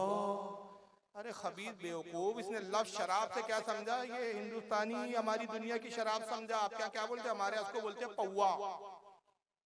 आप क्या क्या बोलते हैं? वही बोलते हैं ना। ये बेवकूफ पौवा समझ रहा है, इसको ये नहीं मालूम कि वो शराब अरबी जबान का लफ्ज है, शराबन तहूरा, साफ सुथरी शराब। शराब के मायने के पौवा नहीं होता, ये शराब नहीं है नशे वाली। शराब अरबी में पीने को चीज कहते हैं, मशरूब को कहते हैं, शरबत को कहते हैं। अगर कोई पीने की चीज आप लाए लिक्विड फॉर्म में, दूध लाए तो उसको अरबी में कहेंगे शराब। रूह अफ़ज़ा का शरबत लाया जाए तो उसको अरबी में क्या कहेंगे? शराब। आप कोल्ड ड्रिंक लाए तो उसको क्या कहेंगे? शराब। हर पीने वाली चीज को कहा जाता है शराब। ये बेवकूफ ने समझा ये वाली पौवा वाली शराब, तो समझा नशे में होंगे, टून बैठे हुए, दम मारो दम मिट जाएगा हम। जबकि आका की हदीस है, इस बेवकूफ ने हदीस की तरफ तवज्जो नहीं की। अल्लाह के नबी फरमाते जन्नत की शराब में नशा नहीं, बहकना नहीं, लड़खड़ाना नहीं। शराब पीकर जन्नती फैज गोई नहीं करेंगे, गालियां नहीं बकेंगे, इधर उधर लुढ़केंगे नहीं, गिरेंगे नहीं। जैसे दुनिया की शराब पी के आदमी गालियां बकता है, गिरता है, पड़ता है, होश गुम हो जाते हैं। आका फरमाते हैं जन्नत का की जो शराब होगी, मशरूब होगा, मुश्क से ज्यादा खुशबूदार, बर्फ से ज्यादा ठंडा, दूध से ज्यादा सफेद। और उसके मजे का आलम ये होगा कि जन्नती जब एक घूंट पिएगा तो दुनिया में जितनी चीजें उसने पी थी 70 दर्जे ज्यादा उसमें मजा पाएगा। जब दूसरा घूंट पिएगा तो पहले में जो उसको मजा था उससे 70 दर्जा ज्यादा मजा बढ़ जाएगा। तीसरा घूंट पिएगा तो जो दूसरे घूंट में उसको मजा आया था उससे 70 दर्जा। जैसे जैसे पीता जाएगा दर्जा ब दर्जा वो मजा बढ़ता जाएगा, बढ़ता जाएगा, और वो मशरूब खत्म नहीं होगा, प्याला खाली नहीं होगा। इसलिए कि जन्नत की चीजों को जवाल नहीं, जैसे पिएगा प्याला जू का तो उतना का उतना ही दिखेगा। हत्ता के जन्नती शराब पीते पीते या फल खाते खाते जब वो खुद ही छोड़ देगा तो दूसरे फल की या दूसरी चीज की तरफ मुतवज्जह हो जाएगा। ये जन्नत की शराब का तस्करा आका नहीं किया, लेकिन ये जनाब क्या समझ रहे हैं, दुनिया वाली शराब, और उसमें ले लिया कि अभी वो नशा बाकी होगा तो मेरा रब का अर्श यूं खुलेगा। यानी अल्लाह ताला अर्श के ऊपर मुक़य्यद है, कैद है, किसी घर में है, किसी मकान में है, अर्श का दरवाजा खुलेगा और अल्लाह सामने आके कहेगा तुम्हारा रब भी तुम्हें सलाम कहता है। और उसमें सूरह यासीन की उन्होंने आयत पढ़ी, उसका तर्जुमा क्या क्या, अब तुम्हारा रब भी तुम्हें सलाम कहता है, जबकि उस आयत का तर्जुमा यही है सलामन कौलम मिर रब्बिर रहीम। लफ्ज कौलन का तर्जुमा ही उड़ा दिया इसे, लफ्ज कौलन का तर्जुमा नहीं किया। सूरह यासीन की आयत का टुकड़ा है सलामुन कौलम मिर रब्बिर रहीम, जिसका तर्जुमा यह होता है सलामती होगी जन्नतों पर मेहरबान रब की तरफ से, मेहरबान रब का फरमाया हुआ उन पर सलाम होगा। ये नहीं है कि अल्लाह सामने आएंगे और सामने आके सलाम करेंगे। तो इससे समझ में यह आता है कि हिंदुओं की खुशामद कर करके, गैरों की खुशामद कर करके ये खुदा को भी शायद मुजस्सम जिस्म वाला समझते, एक इंसानी रूप वाला समझते हैं। जैसे उन लोगों ने अकीदा रखा कि 6 हाथ है, 4 मुंडियां है, वैसा शायद इन्होंने भी अल्लाह को समझ रखा है। आगे मेरी बंदियों, अपने रब का सलाम कबूल करो, अल्लाहु अकबर। तो ये बहरहाल तारिक जमील जो तबलीगी जमात के कौन है, छोटे मोटे आदमी नहीं है भाई साहब, ये तबलीगी जमात के इस वक्त के सबसे बड़े हैं। और इज्तिमाई जब दुआ करते हैं तो दुआ भी बड़ी मजेदार करते हैं। हमारे घर को आग लगी, ये अल्लाह से कह रहे हैं ओ तू आजा हमारे घर को आग लगी है, जैसे फायर ब्रिगेड वाला है अल्लाह ताला, इनके घर आके इनकी आग बुझाएगा। आज तक किसी पैगंबर ने ऐसी दुआ नहीं की जिस तरह की ये दुआ करता है। जाए जरा दुआ सुनिए, ओ तू आजा हमारे घर को आग लगी है, हम तो हाय करने पर भी पकड़े जाते हैं। वो तो आजा हमारे घर को आग लगी है, हम तो हाय करने पर भी पकड़े जाते हैं। मौला तू आना, हमारे घर नहीं जल रहे, हमारी नस्ल जल रही है, हमारी दुकानें नहीं जल रही, हमारा ईमान जल गया, हमारा हया जल गया। ये बात अल्लाह ने उसकी जबान से निकाल दी, हमारी दुकानें नहीं जल रही है, हमारा ईमान जल गया। यही तो हम भी कह रहे हैं, कह रहे वहाबड़ो अबे तबलीगियो, तबलीग में करने जाने से तुम्हारा ईमान जल गया। अगर ईमान का तापुस चाहते हो तो आला हजरत की पनाह में आना पड़ेगा, बरेली की पनाह में आना पड़ेगा। अब आओ हकीकत की आंखों को खोलो, अब आओ हकीकत की आंखों को खोलो। गुजारिश है कि अजाब से महफूज हो लो, बरेली के साये में आकर ये बोलो मैं मुजरिम हूँ आका, मुझे साथ ले लो कि रास्ते में है जा बजा खाने वाले।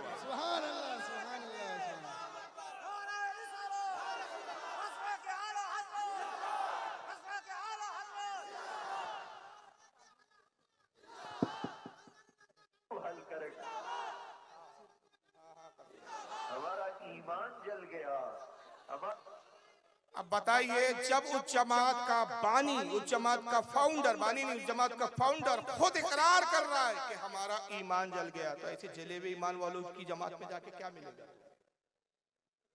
उस जमात में आओ कि जिस जमात का इमाम ये कहता है करीब अपने कर्म का सदका, लाई में बेकदर को ना शर्मा तू, और रजा से हिसाब लेना, रजा भी कोई हिसाब में उस इमाम की बात। इसलिए आज गुजारिश है मेरी, अगर यहाँ कोई तबलीगी जमात से मुंसलिक लोग सुन रहे हैं, मुझे खुदा की कसम गौर फिक्र करो, अपने ईमान की फिक्र करो। अगर तहकीक करोगे तुम्हारे बाप दादा भी उसी अकीदे पर थे जो आज अहले सुन्नत का अकीदा है। तुम्हें गुमराह किया गया है, नमाजों की आड़ में नमाज के बहाने बनाकर तुम्हें धोखे दिए गए, और तुम्हारी मजबूरी यह है कि तुम उन इलाकों से ताल्लुक रखते हैं कि यहाँ बंगाल के इलाके, बंगला में तकरीरें होती है, उर्दू बोलने वाले वो जो हमारे यहाँ जैयाद उलमा है, जो इन बातों को अच्छी तरह से समझाना जानते हैं, उनका आना जाना आपके साथ थोड़ा कम। अब अल्लाह का शुक्र है, जैसे मुझे बताया गया कि अब उर्दू की तकरीरें हो रही है, उर्दू में आप समझ रहे हैं, वरना एक जमाने तक उर्दू भी नहीं समझते थे। और जितने बड़े अकाबिर उलमा है हमारे इस वक्त सब उर्दू में ही बोलते हैं, बंगला सबको आती है। ये बातों से आपको वाकिफ कराया नहीं गया। जाहिर सी बात है 2 दिन में इनके पूरे पिटारे नहीं खोले जा सकते। ये समझ लीजिए दरिया का कुछ कतरा है, जो कुछ बूंदे है जो मैंने 2 दिन में आपको दिखाए।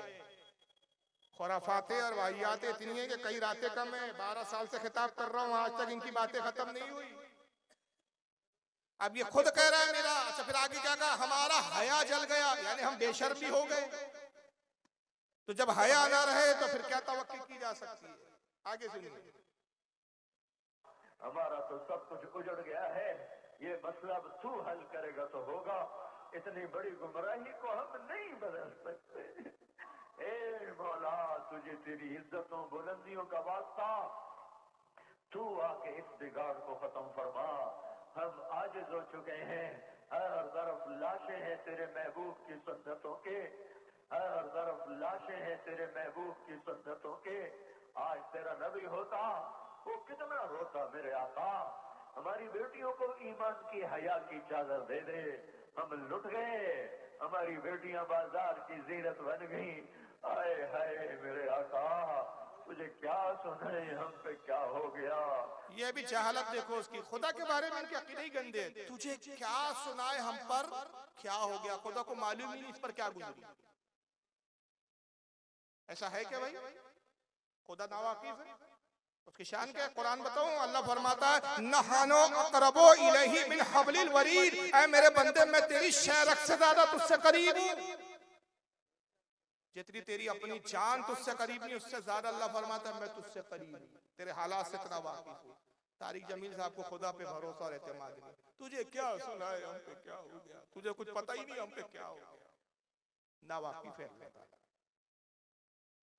क्या किया गैरों ने हमारे साथ, क्या किया। तू आज भी ना आया, फिर तू कब आएगा या अल्लाह। अब तो बड़ी देर हो गई है मेरे आका। तू आज भी ना आया तो कब आएगा मेरे अल्लाह। अब तो बड़ी देर हो गई है, घड़ी नहीं है तेरे पास, टाइम ही देख लेता कब से पुकार।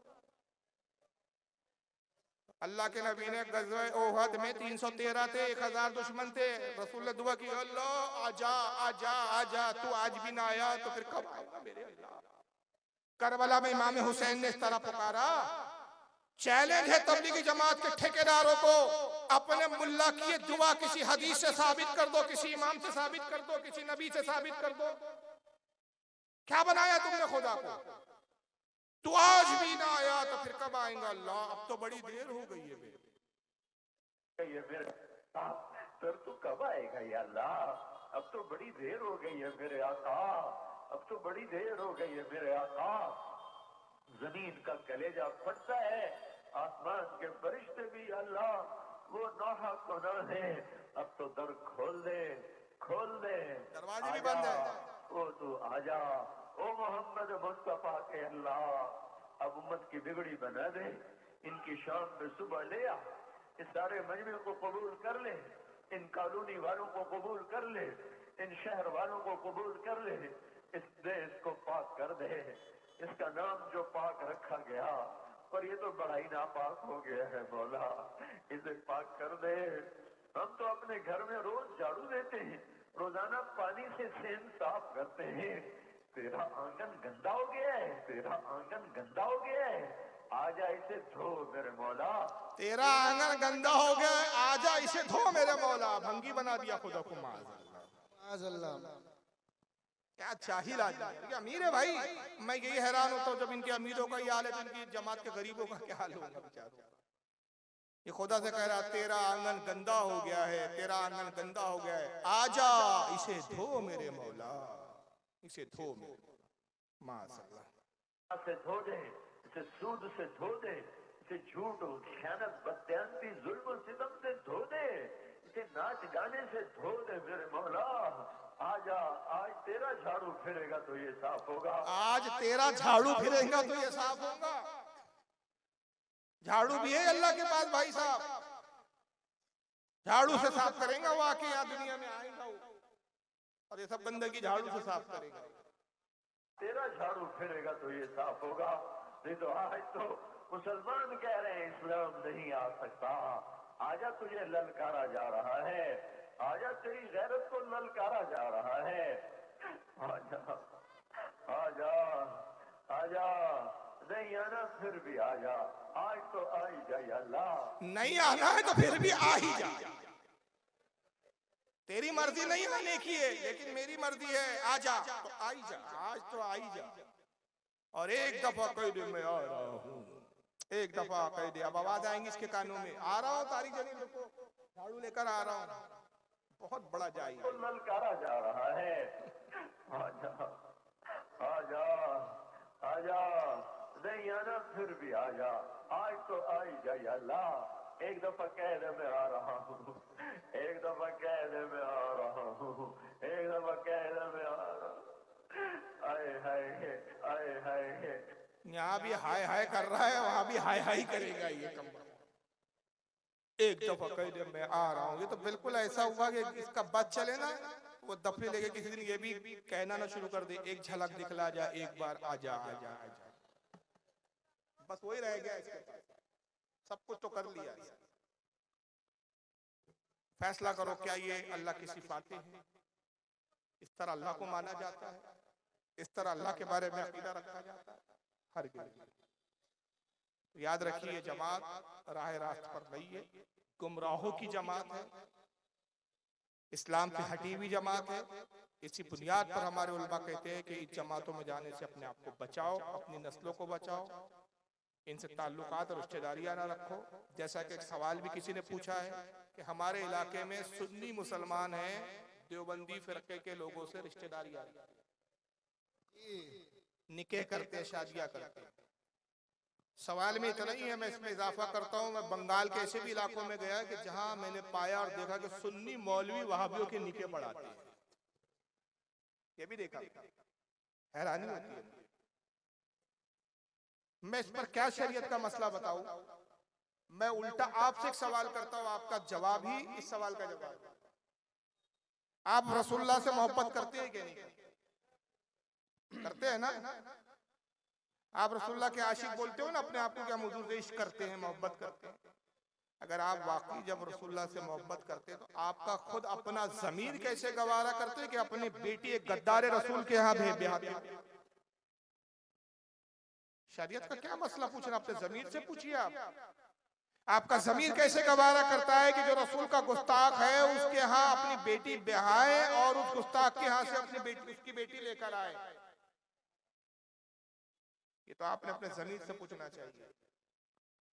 और अगर आप ये सोचते हो दुनियादारी है, निभाना पड़ता है, आखिरत में सब चलने वाली है। आखिरत में अमाल पूछे जाएंगे, कोई काम नहीं आने वाला, न बीवी काम आएंगी, न औलाद काम आएंगी, न शोहर काम आएंगे। 2 रोज में आपने काफी गुस्ताखियां सुनी। याद रखिए शरीयत का कानून यह है कि निकाह मुसलमान का मुसलमान से निकाह हो सकता है, मुसलमान का काफिर से निकाह हो सकता है नहीं। और आपके नजदीक क्या काफिर वही है जो सिर्फ बुतों की पूजा करे?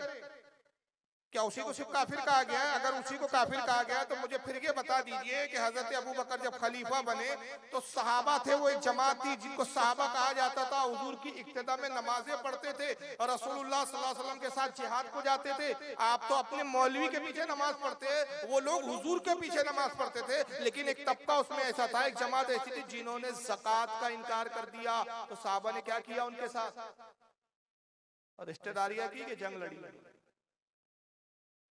ज़कात के मुनकिरीन ने ज़कात से जंग की, अबू बकर सिद्दीक ने और साहबा ने उनको कत्ल किया।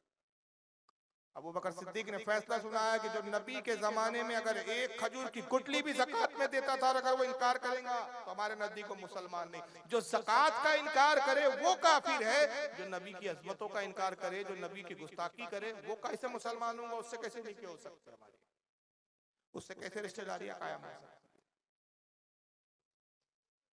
तो याद रखिए, अब मैं फतवा सुनाऊंगा तो शायद आप लोगों को तकलीफ हो, लेकिन मेरी जिम्मेदारी है, चाहे आपको बुरा लगे अच्छा लगे, ये मेंबर का तकाजा है कि मैं हक बोलूं। फतावे आलमगीरी उठा लीजिए आप, ये सब पहले के बड़े बड़े उलमा के फतावों की किताबें, आज के मौलवियों की किताबें नहीं। दुर्र मुख्तार हो, चाहे रद्दुल मोहतार हो, फतावे आलमगीरी हो, या आला हज़रत की फतवा रज़िया उठा लीजिए, साफ इन किताबों में हमारे उलमा ने फतवे लिखे, कुरान और हदीस की रोशनी में फतवे लिखे हैं कि अगर किसी ने किसी बदअकीदा बददीन से अपनी बेटी ब्याह दी या किसी बदअकीदा बददीन की बेटी अपने यहाँ लाई तो वो निकाह ही नहीं हुआ, खालिस जिना होगा, औलाद जो पैदा होंगी वो वलुदु जना जिनाकार जानी औलाद होंगी। और सुनाने इब्ने माजा की हदीस है। अब हदीस सुना रहा हूं मैं, चलिए मौलियों के फतवे, आप शायद बोले मौलियों के फतवे हम नहीं मानते, रख दीजिए एक तरह उन किताबों को, हदीस का तो इनकार नहीं कर सकते ना। सुनाने इब्ने माजा किताबुल निकाह में हदीस है, आका फरमाते जिसने अपनी बेटी किसी बदअकीदा के निकाह में दी, गोया उसने अपनी बेटी पर कुत्ते को चढ़ा दिया। फिर आका ने ये कुरान की आयत पढ़ी, इन्नल्लाह ला यस्तही मिनल हक, और अल्लाह हक कहने में नहीं शर्माता, और आपने फरमाया अल्लाह का रसूल भी हक कहने में किसी का लिहाज नहीं करता। ये तुम्हारे उस नबी का फरमान है जिस पर तुम्हारा ईमान है। तो कानून और शरीयत वो है जो नबी का है, आपकी तबीयत नहीं। और अगर आप अपनी तबीयत को शरीयत समझते हैं, अरे मौलियों की बातें, अरे छोड़ो यार, हदीस में पता नहीं किसने लिखा नहीं लिखा, हमने तो देखा नहीं, हमको तो अरबी आती नहीं, शादी से ऐसा होता है कि यार कलमा पढ़ा के शादी की, ये सब तसल्लियां देने वाली बातें हैं। खुदा की कसम, ये तुम अगर ये निके करोगे, शादियां करोगे, हराम नस्ल पैदा होंगे, कयामत के दिन यही तुम्हारी औलादे तुम्हारे गिरेबान पकड़ेगी और तुम्हें जहन्नम में खींच के ले जाएगी। इसलिए खुदा के वास्ते अपने हालों पर, अपनी नस्लों पर रहम करो। एक निकाह होता है, एक खानदान बिगड़ जाता है। एक बदअकीदे से निकाह करने का मतलब एक पूरा खानदान तबाह होता है, एक पूरी नस्ल तबाह हो जाती है। तो यह मामूली बात नहीं है कि बदअकीदों से निकाह करना और बदअकीदों की लड़कियां लाना। अल्लाह के रसूल सल्लल्लाहु अलैहि वसल्लम के सहाबा का हाल क्या था? हुजूर से ऐसी मोहब्बत थी कि उन्होंने हुजूर की मोहब्बत के मुकाबले में अपने बाप को नहीं देखा, भाइयों को नहीं देखा। और कुरान अजीम ने फरमाया, ये कुरान अजीम की अब आयत पढ़ रहा हूं मैं अपने घर की बात नहीं कर रहा हूं, सूरह मुजादिला, सूरह मुजादिला आखिरी आयत अल्लाह फरमाता है, रब फरमाता है, ला तजिदु कौमन युमिनूना बिल्लाहि वल यौमिल आखिर युवादूना मन हाद्दल्लाह व रसूल वलौ कानू आबाअहुम औ अबनाअहुम औ इख्वानहुम औ अशीरतहुम। अल्लाह फरमाता है मेरे हबीब, वो कौम, वो लोग हरगिज़ मोमिन ना होंगे जो दावा करते हैं ईमान लाए हम अल्लाह और उसके रसूल पर, और दोस्ती करते हैं अल्लाह रसूल के गुस्ताखों से, अगरचे वो गुस्ताख उनके बाप हो, उनके बेटे हो, उनके भाई हो, उनके कितने ही अजीज तरीन रिश्तेदार क्यों ना हो। रब फरमाता है अगर वो अपने बाप को गुस्ताख होने के बाद बाप समझते हैं, भाई को गुस्ताख बनने के बाद भाई समझते हैं, औलाद को गुस्ताख होने के बाद भी औलाद जानते हैं, अल्लाह फरमाता है ला तजिदु कौमन युमिनून, ये ईमान वाले है ही नहीं। जाइए किसी का भी तर्जुमा उठा के देख लीजिए, आयत का मैं हवाला दे रहा हूँ, सूरह मुजादिला, और बिल्कुल आखिरी आयत या सूरह मुजादिला एंड होती है। ये अल्लाह का फरमान, ये रब का फरमान। तो याद रखिए, अगर किसी बदअकीदा से आपने रिश्तेदारी की तो शरीयत में ये निकाह ही कायम नहीं होता, इससे परहेज कीजिए, इससे बचिए। और किसी को कोई सवाल पूछना हो तो बिला झिझक पूछ सकते हैं, मैं भी इंतजार कर रहा हूँ, किसी को कोई पूछना हो तो बता।